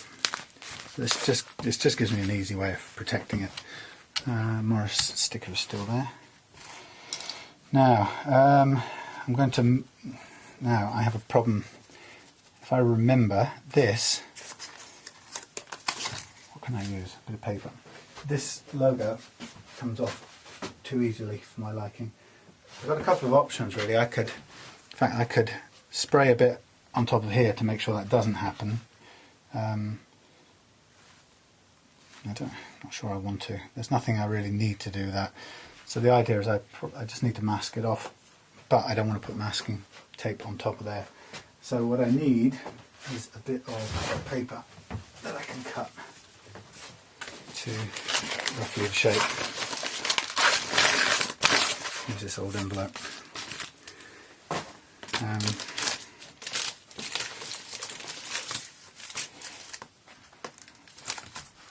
So just, it's a bit of a faff really, but I don't have scissors here, so that's going to be a bit of annoyance. But technically, I could, with a bit of crude cutting, I could make myself a simple cut-out stencil that will allow me to protect that front part of the guitar headstock without taking off that lettering, which is a bit fragile. Twice before I've had some trouble with that, so this just gives me a sneaky way around it. There you go. That will do. One of the things I'm going to do in the next stage of this, and this sort of follows on to the comments that I think Victor made on a recent video, the one where Josh had been critical of what I wasn't doing, although he seemed to think I was. But anyway, the point was, one of the things that Victor mentioned was how he does his fret levelling with a single beam section bar, so that it instead of using a fret levelling file like this, he uses a much longer beam, which he then glues sandpaper to or sticks sandpaper to, and uses that as the device for levelling frets. And interestingly, as exactly the same time he was writing that, I'd already bought. I'll show you in a bit. But I've already bought a spirit level with a machined bottom edge precisely for that purpose. No other reason really, which was quite funny. So I was kind of heading in that direction anyway. Not because, actually, not for the same reason. I think Victor's point of view was something like it's more accurate doing it that way because it's a single surface doing the levelling. I think that's probably true. But actually, my reason for doing it was actually much more that I wanted to try fret levelling with a much milder file than this beast, which leaves so much heavy duty scratching on it that it makes the what's the word I'm looking for, the polishing part quite time consuming. So having done loads of these jobs, I'm at that stage where it is important to find something that does a good job and doesn't take so long. So that was my reasons actually for looking into that. Oh boy, I think I've lost Morris in the depths of this thing. See that? No, he's there. Let's get him out. Drop him on there for a minute. Yeah, that was the reason. So, and of course, at the same time, I will also then discover whether or not that has a noticeable effect on the levelness. I mean, in principle, it makes sense that doing it with one single beam rather than going along the frets with something that isn't as long as all the frets put together, kind of makes sense that you'd think that would work better. But I'm not entirely sure. I'll demonstrate why any second now. Anyway, this is masked enough for my liking. Now I'll give you an example why. So here we have a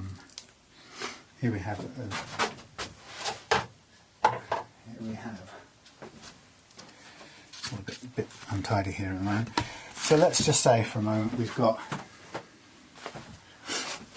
the fret levelling technique the way I would do it, and let's say it's this way. So this is a spare, obviously. It's not a fretless and headless thing. So you can see that this device here obviously covers at the best 2, 4, 6, 8, 10, 12, 12-ish frets, and at the worst it covers 5 or 6 in one go. Okay, so the argument or Victor's point was that there's an inherent instability of running your file down like that, and somehow that you could have different levels. And his recommendation would be to use a box section or a flat piece of metal, but a machined piece of metal, so it's dead flat, and do your fret levelling that way. Okay, which I totally agree. If you've got a device that you can get to all of the frets at once, then gentle action there is going to get you nice level frets. I'm not sure, without going into long drawn out measuring, whether, given this keeps steady over 6 frets at any one time, or 5 at the least, I'm not sure whether the argument that is somehow going to produce inaccuracy. I'm not sure I buy that, but that's just a point of view, because you're still at all times level with more than one, in fact 6 more than one usually, 5 more than one at minimum. So the fact that to me that is going to guarantee that you end up with flat frets anyway. Either which way, loads of people do it this way. The guy that everybody so respects, I've forgotten his name now, down at Crimson Guitars, uses these and makes these. I bought that from him. So, it's recommended that way. But if you want to do it on the cheap, get one of those nicely, not cheap, this is about 13-14 quid spirit level. I didn't need it as a spirit level, but I bought it specifically for doing this fret leveling. You can buy something like 25 quid, you can pay twice as much and get a steel box section especially for doing it. I wanted to try it out first on the, cheaper, but also, it tells you that if you've got one of these, this is about the right length. As you can see, I deliberately got it that length. I didn't want it a huge long one, but even if you had one of the huge long ones, you could put it to work, and you can see that it's been kind of quite well machined, and you can guarantee that's pretty flat. I mean, you can look down it if you're not sure about it, and gauge it yourself. That's not a bad level. But if you get one of the box section ones, presumably they will be a little bit more guaranteed to be level. I don't know. You can test this out yourself with another level surface, and decide if you're happy with it. I've got another one in the house which I could measure it against anyway, but I'm pretty happy that that is pretty level. And obviously it's not completely level on this side because it's got the spirit bit, but I'm pretty sure it's level on the other side. Anyway, so I'm going to give that a go on this guitar, but meanwhile, here we are in applying our decal territory, and it should by this time be floating free, which it is. It's just like the old days when you had your little Spitfire plane or whatever it was that you were putting on your building with your FX kits. Do you remember? Some of you will remember that. If you want to move it once it's down, you need to have the thing pretty wet to move it. In this case, I've just put it down on target, which is fine, and then I'm going to very gently take the excess water out of it, but I'm not going to push in any direction because that will ruin it faster than anything. So now what I would do is I would leave that to dry completely, and I'm not going to spray anything until that's completely dry. So that gets put out of the way somewhere I can put it up pretty much safely out of the way for a bit. Okay, and I'll come back and do the next bit when it's dry. So there we have it, ready for a spray. Once it's sprayed, a few layers, maybe tomorrow I will just sand it down smooth, let it cure for a week, polish it off the following weekend, and once we've done that, then it will be time to put it all together. So I'm looking forward to that.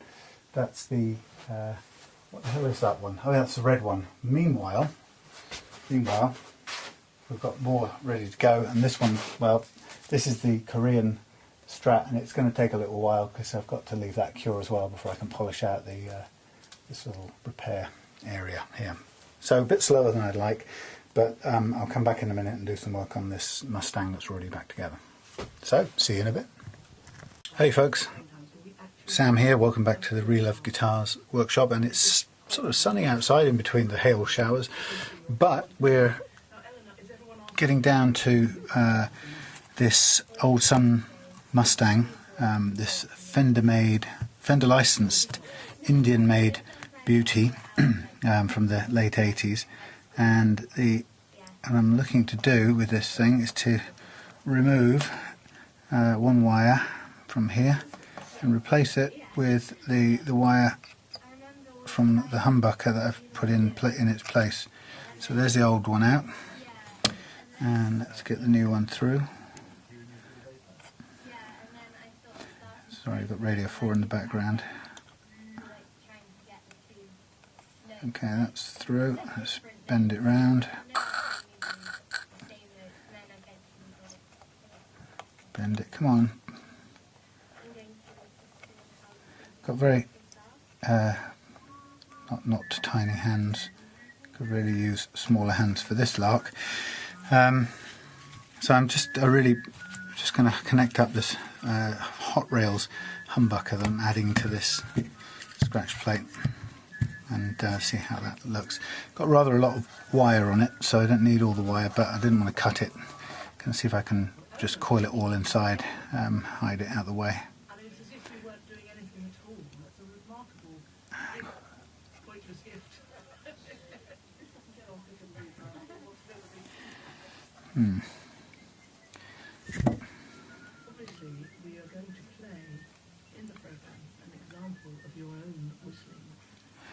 just wish sometimes you could just make the smoke go away.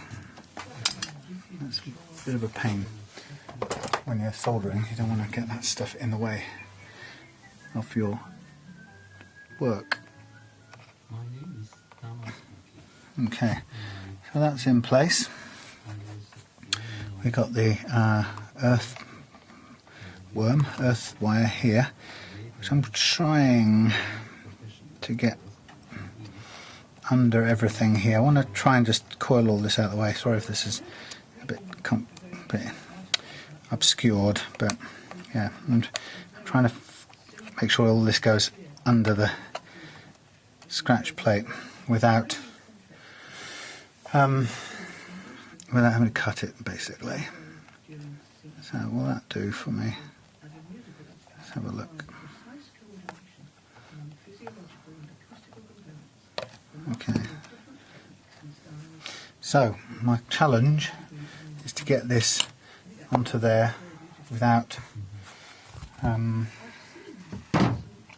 heavy.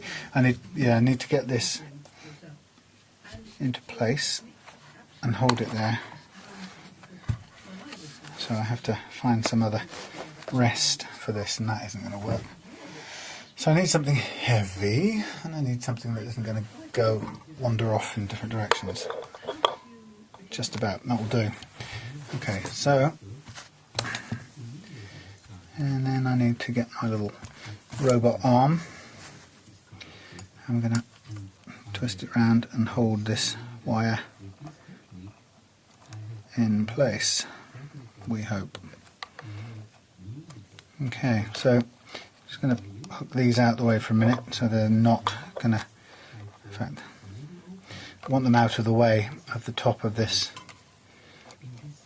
pot, because I need to go to there, but I don't want them in the way so they get hot. Because I need to put some solder on top of that pot, so I'm going to make a blob of solder, but I have to come in from an angle that I don't overheat anything.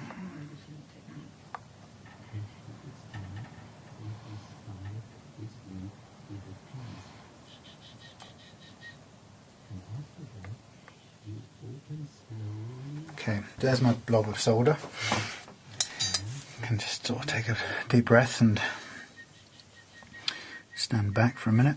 Now, the joke, or the game, it's not a joke, the game here is to get this earth wire into that solder, and for that purpose I'm going to use this prodding stick if I can, but it's not really got much grip left in it, this thing.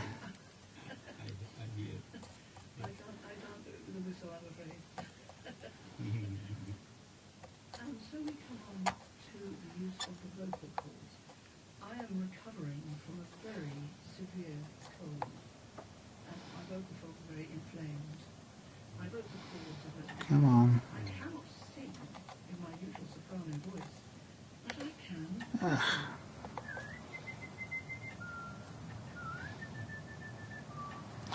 Well, funnily enough, that's worked out. It wasn't quite as I intended it, but there you go. So there's our soldered thing, and I'm hoping that I can get all of that tucked away underneath the scratch plate without any trouble.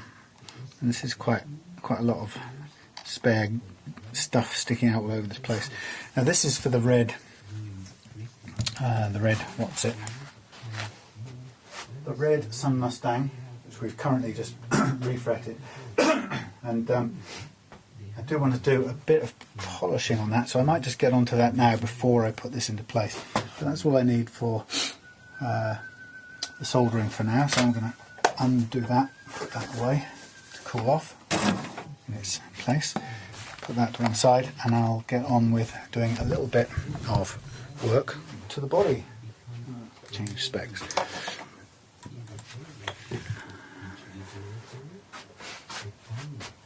This is a great looking lump of Indian wood. No idea what the material is. very hard to find information on these old Sunn Mustangs. Well, I find it quite difficult to find it anyway.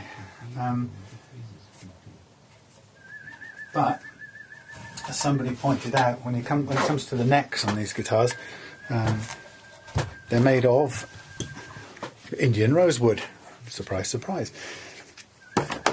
And so that they're clearly got plenty of really nice quality rosewood to be using on these things. I'm just going to put this down here, out of the way, give myself a bit of space. And I haven't really got a full set of stuff. I've got a number 2 polishing stuff here, which actually will do pretty much okay for now, because this guitar doesn't really need much of a polish. It's just going to act as a bit of a surface touch up, really, or brighten up. So let me see.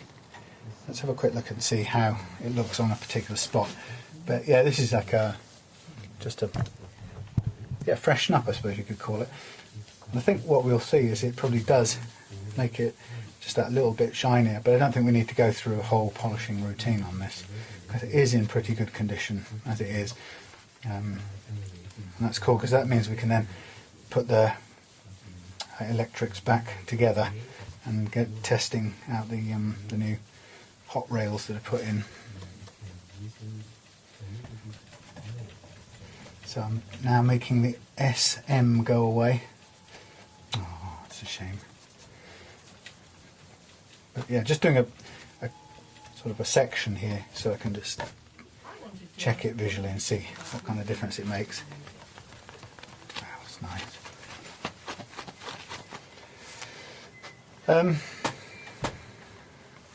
Yeah, I'm going to just... Yeah, it's hard to see. I'll try and...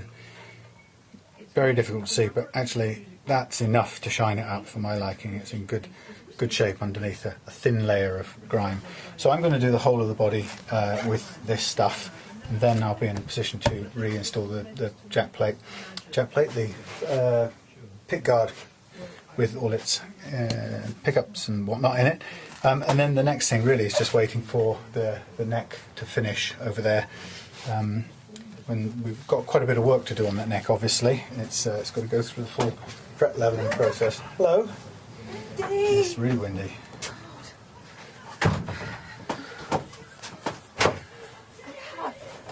This is Claire, not Morris. Hello. I am not Morris. Not the prima donna himself. He's asleep on the stool in front of the heater that isn't on. I've been a bit unfair. I've kind of locked him out a little bit. You. I know. I put the bar across because I didn't want the door opening in the freezing cold wind. That's so evil. I've got some wire somewhere. What kind? Just very fine. I don't know where it is. I thought I had some tie, I've got the green garden tie stuff. Any good? It might be. I have some pre-cut lengths of wire for floristry. Floristry. Yes, flora. There's my club. Oh.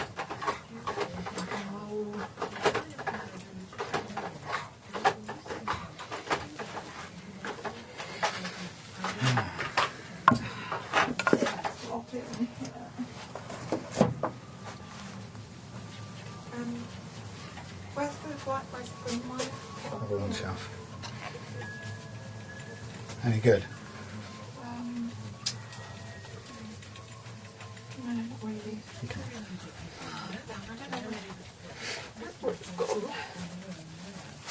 I've got quite a lot of big sticks here. Like Holly's tree. I think I saw some of them up there. Programme and ready for about whistling. The lost art of whistling. And there's the woman they've got on there is a professional whistler. Really? Did you get those for work? I guess. Enough to keep her being professional. Yeah. Well, when I grow up, I really want to be. Right, goodbye. See you in a bit. Mm.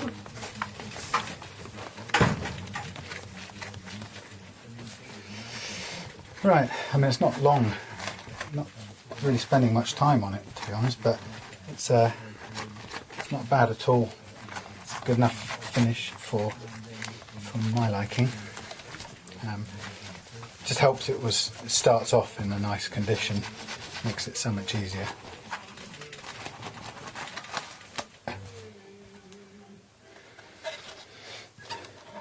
Flip it over.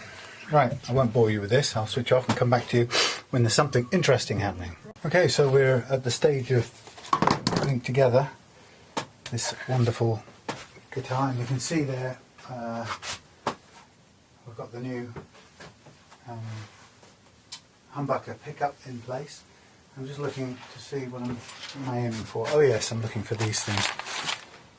So I haven't actually cleaned those yet, so there's a bit of work to do there, which I won't bore you with, but what I am going to do in this bit is just to reconnect the jack plug socket and also the earth socket, and then I'll just take all these components, tip them all out and clean them one by one. It's nice to make these things look as good as they can before we put it all back together again. This is going to be an absolutely superb guitar, I can tell. I mean, it's in really good condition bodywork, and we've got a refretted neck. So I don't think I'll have ever come across a Sunn Mustang in as good condition. As simple as that, really.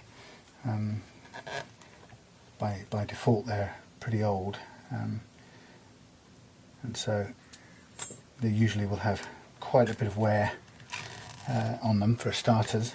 But also, it's very likely to find cracks in the neck pocket and things like that. And this one is free of all of those things. So very nice quality piece of guitar. Just cutting these down a little bit. Get some fresh wire to work with. And there we go. Shouldn't be a problem. Just warming up the soldering iron now. You can see all right. Okay, and I'll have to look at this each time, and it doesn't stick in my brain completely. Right, there is the hot spot. Never immediately know which is which. Isn't that funny? Having done it loads of times. So the hot spot is on the outside. I'm trying to find a way of holding on to it. That'll do. There's the hot spot.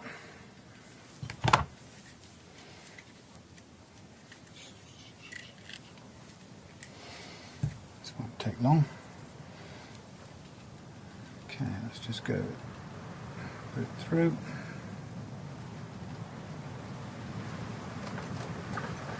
Fold it over a bit. The luxury of being able to do that. Oops, should have put my other glasses on to see this a bit better.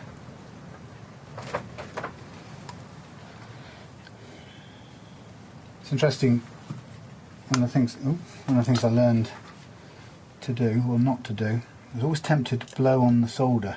I don't know why. It's that thing of come on, hurry up and fix, or get it fixed on quicker. And of course, you can't really do that, because if you do that, you run the risk of weakening the joint, because the no, this isn't really, doesn't want to hold it in place at all. Sometimes this little pair of grippers is not really all it's cracked up to be.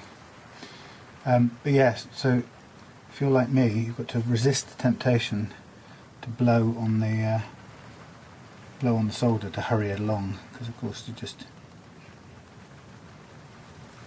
stop it, or make it likely not to work at all.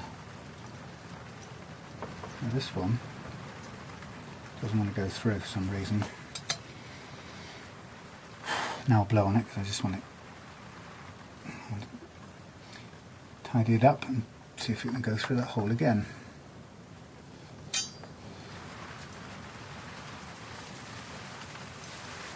Through you go.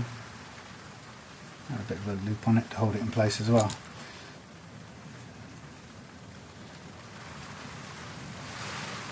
So you can probably hear the crappy weather out there.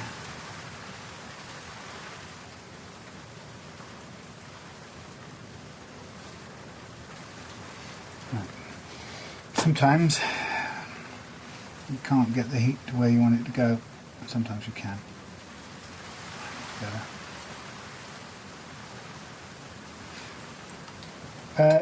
Piece of advice, if you don't already know, but just in case you don't,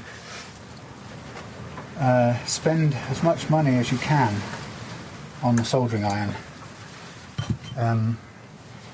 It really is worth spending quality, spending good money on. It's really important, actually. I've bought cheap ones before, and they end up basically just end up melting them, and it's totally false economy. So do spend more rather than less on the soldering iron if you can help it. Now these pickguard screws are interesting. They're very small, and I've just encountered a bit of a problem here that I hadn't actually predicted. We may struggle. No, we'll just about be all right. I thought we might have a problem with this positioning of this. But yeah, these are very small screws, and I'm going to try and work with them. Hopefully they'll do the job. I do have loads of larger ones if we have to do it, but oh, there's just falling straight through. That's not right. Okay. Am I even dealing with the right guitar here, first of all? Okay, I'm going to upgrade these to a larger size. So now I have to try and pull this out.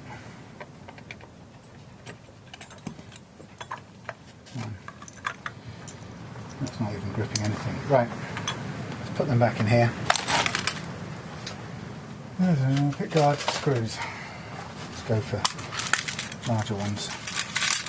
Got loads of spare things knocking about in here. Loads of... no, yes, no. Seen some things I didn't expect. Yes, so when it comes to soldering iron, do spend more rather than less. I think this one cost me about 30 quid or something like that, which I've never spent that much on a soldering iron before. But I had bought several cheaper ones in the past, and all that they do is just melt and fall apart, and there's nothing worse while you're concentrating on getting your soldering right to find your soldering iron is a bit of a melted club, and it's like trying to solder with a firebrand or something. So it really does make sense to invest in a decent soldering iron.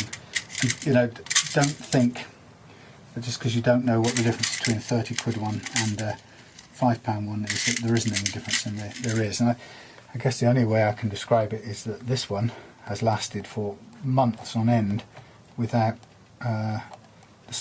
melting. It's still on its original tip. So the quality of the materials is very, very different to start with, and it keeps on going for one hell of a lot longer. And I remember spending whole afternoons trying to solder with a crap one, and just getting even more frustrated as the more that the soldering iron melted, the worse my soldering was getting, and in the end you just end up with burns all over your hands, but also a great big massive mess inside the electrics cavity. So get the right soldering iron.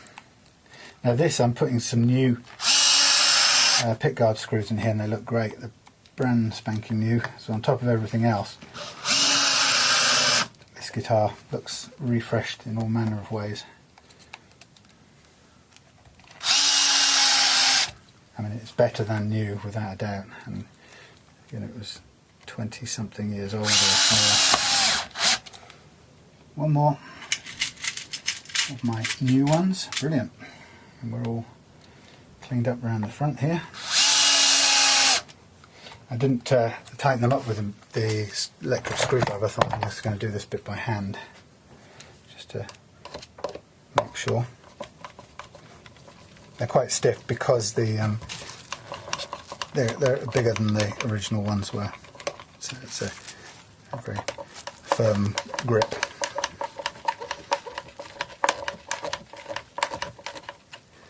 Nice.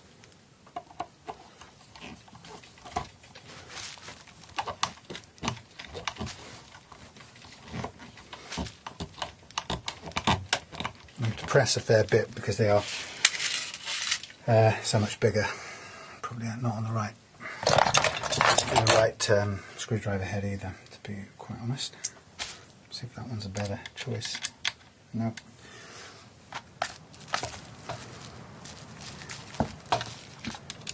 That one should do.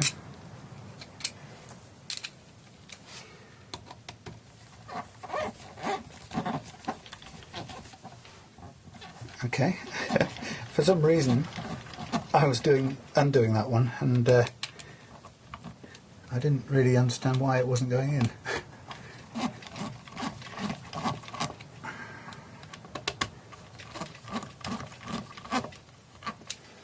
Okay, very nice.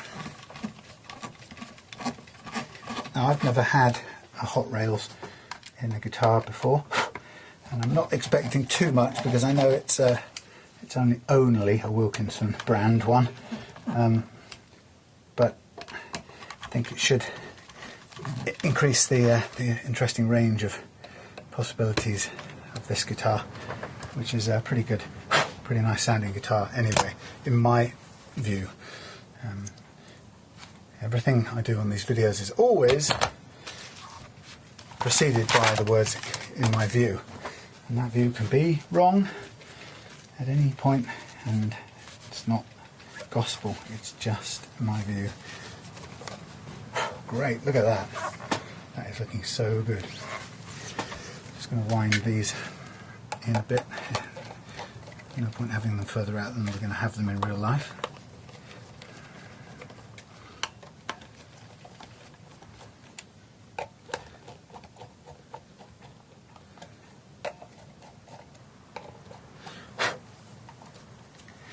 Right, flip it over, and we reconnect this bit here, and then we can dispense with the soldering iron for a while again. Ready?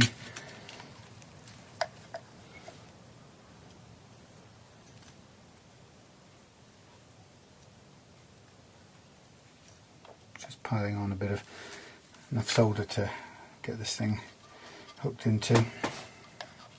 Kind of designed for the wire to go underneath the little arch, but to be honest, it's never long enough to go under there, so I'm going to just hook it to the top.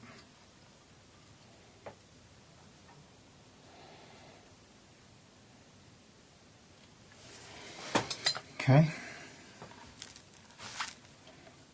and then just fold the wire out of the way for the time being. Now that's set up with the springs, the tremolo claw, all the way in, so that it's designed not to have any function as a tremolo. But here we have the bridge, and I'm going to take this apart and give it a quick clean with all the other pieces. While I'm at it, I'm just going to pull out some more pickguard, larger size pickguard screws, just to keep it consistent all the way around. I'm conscious that these slightly cracked some of these things here, but the holes on the plate on the back, but it's not a problem. It's very, very old, and I don't want to replace it with a brand new one off something else because it's got sort of a creamy, slightly dirty complexion. I'd much rather just use it. I've put some tape on the back. No, I haven't on this one. Okay, on some of them I put some tape on the back, glue them a little bit. I'll do that with this one, just to give it a little bit of extra strength. But it won't save it forever. but you'll keep it going for now. Okay, so soldering iron can come out. Back up, cool off. This, I'll put it out of the way. Stool. Oh, it looks good. What a great guitar. I'm going to take another picture of it. It looks so cool.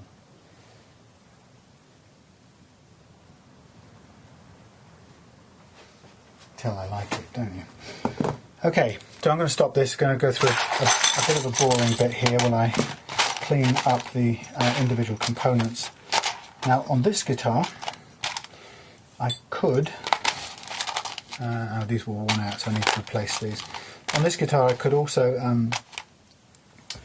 It's possible to think about using some roller string trees. The ones here are. There's one here, and there can be two sometimes, but they're not brilliant.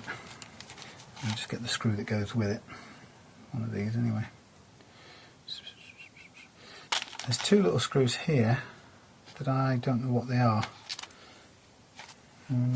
I think what they were was they were originally used as pickguard screws. That isn't much good. Okay, I'm going to stop that. Come back when this is done. I've got a bit more work to do on the neck of this guitar, and we won't be attaching it just yet. There we are, layers of stuff going down on top of it. Don't have to do too much more, but I'll do another layer of this. And then actually we can reconnect it then. It just means we'll have to polish the neck with it on the guitar, which isn't a problem. Anyway, let me get off and I'll see you again in a moment.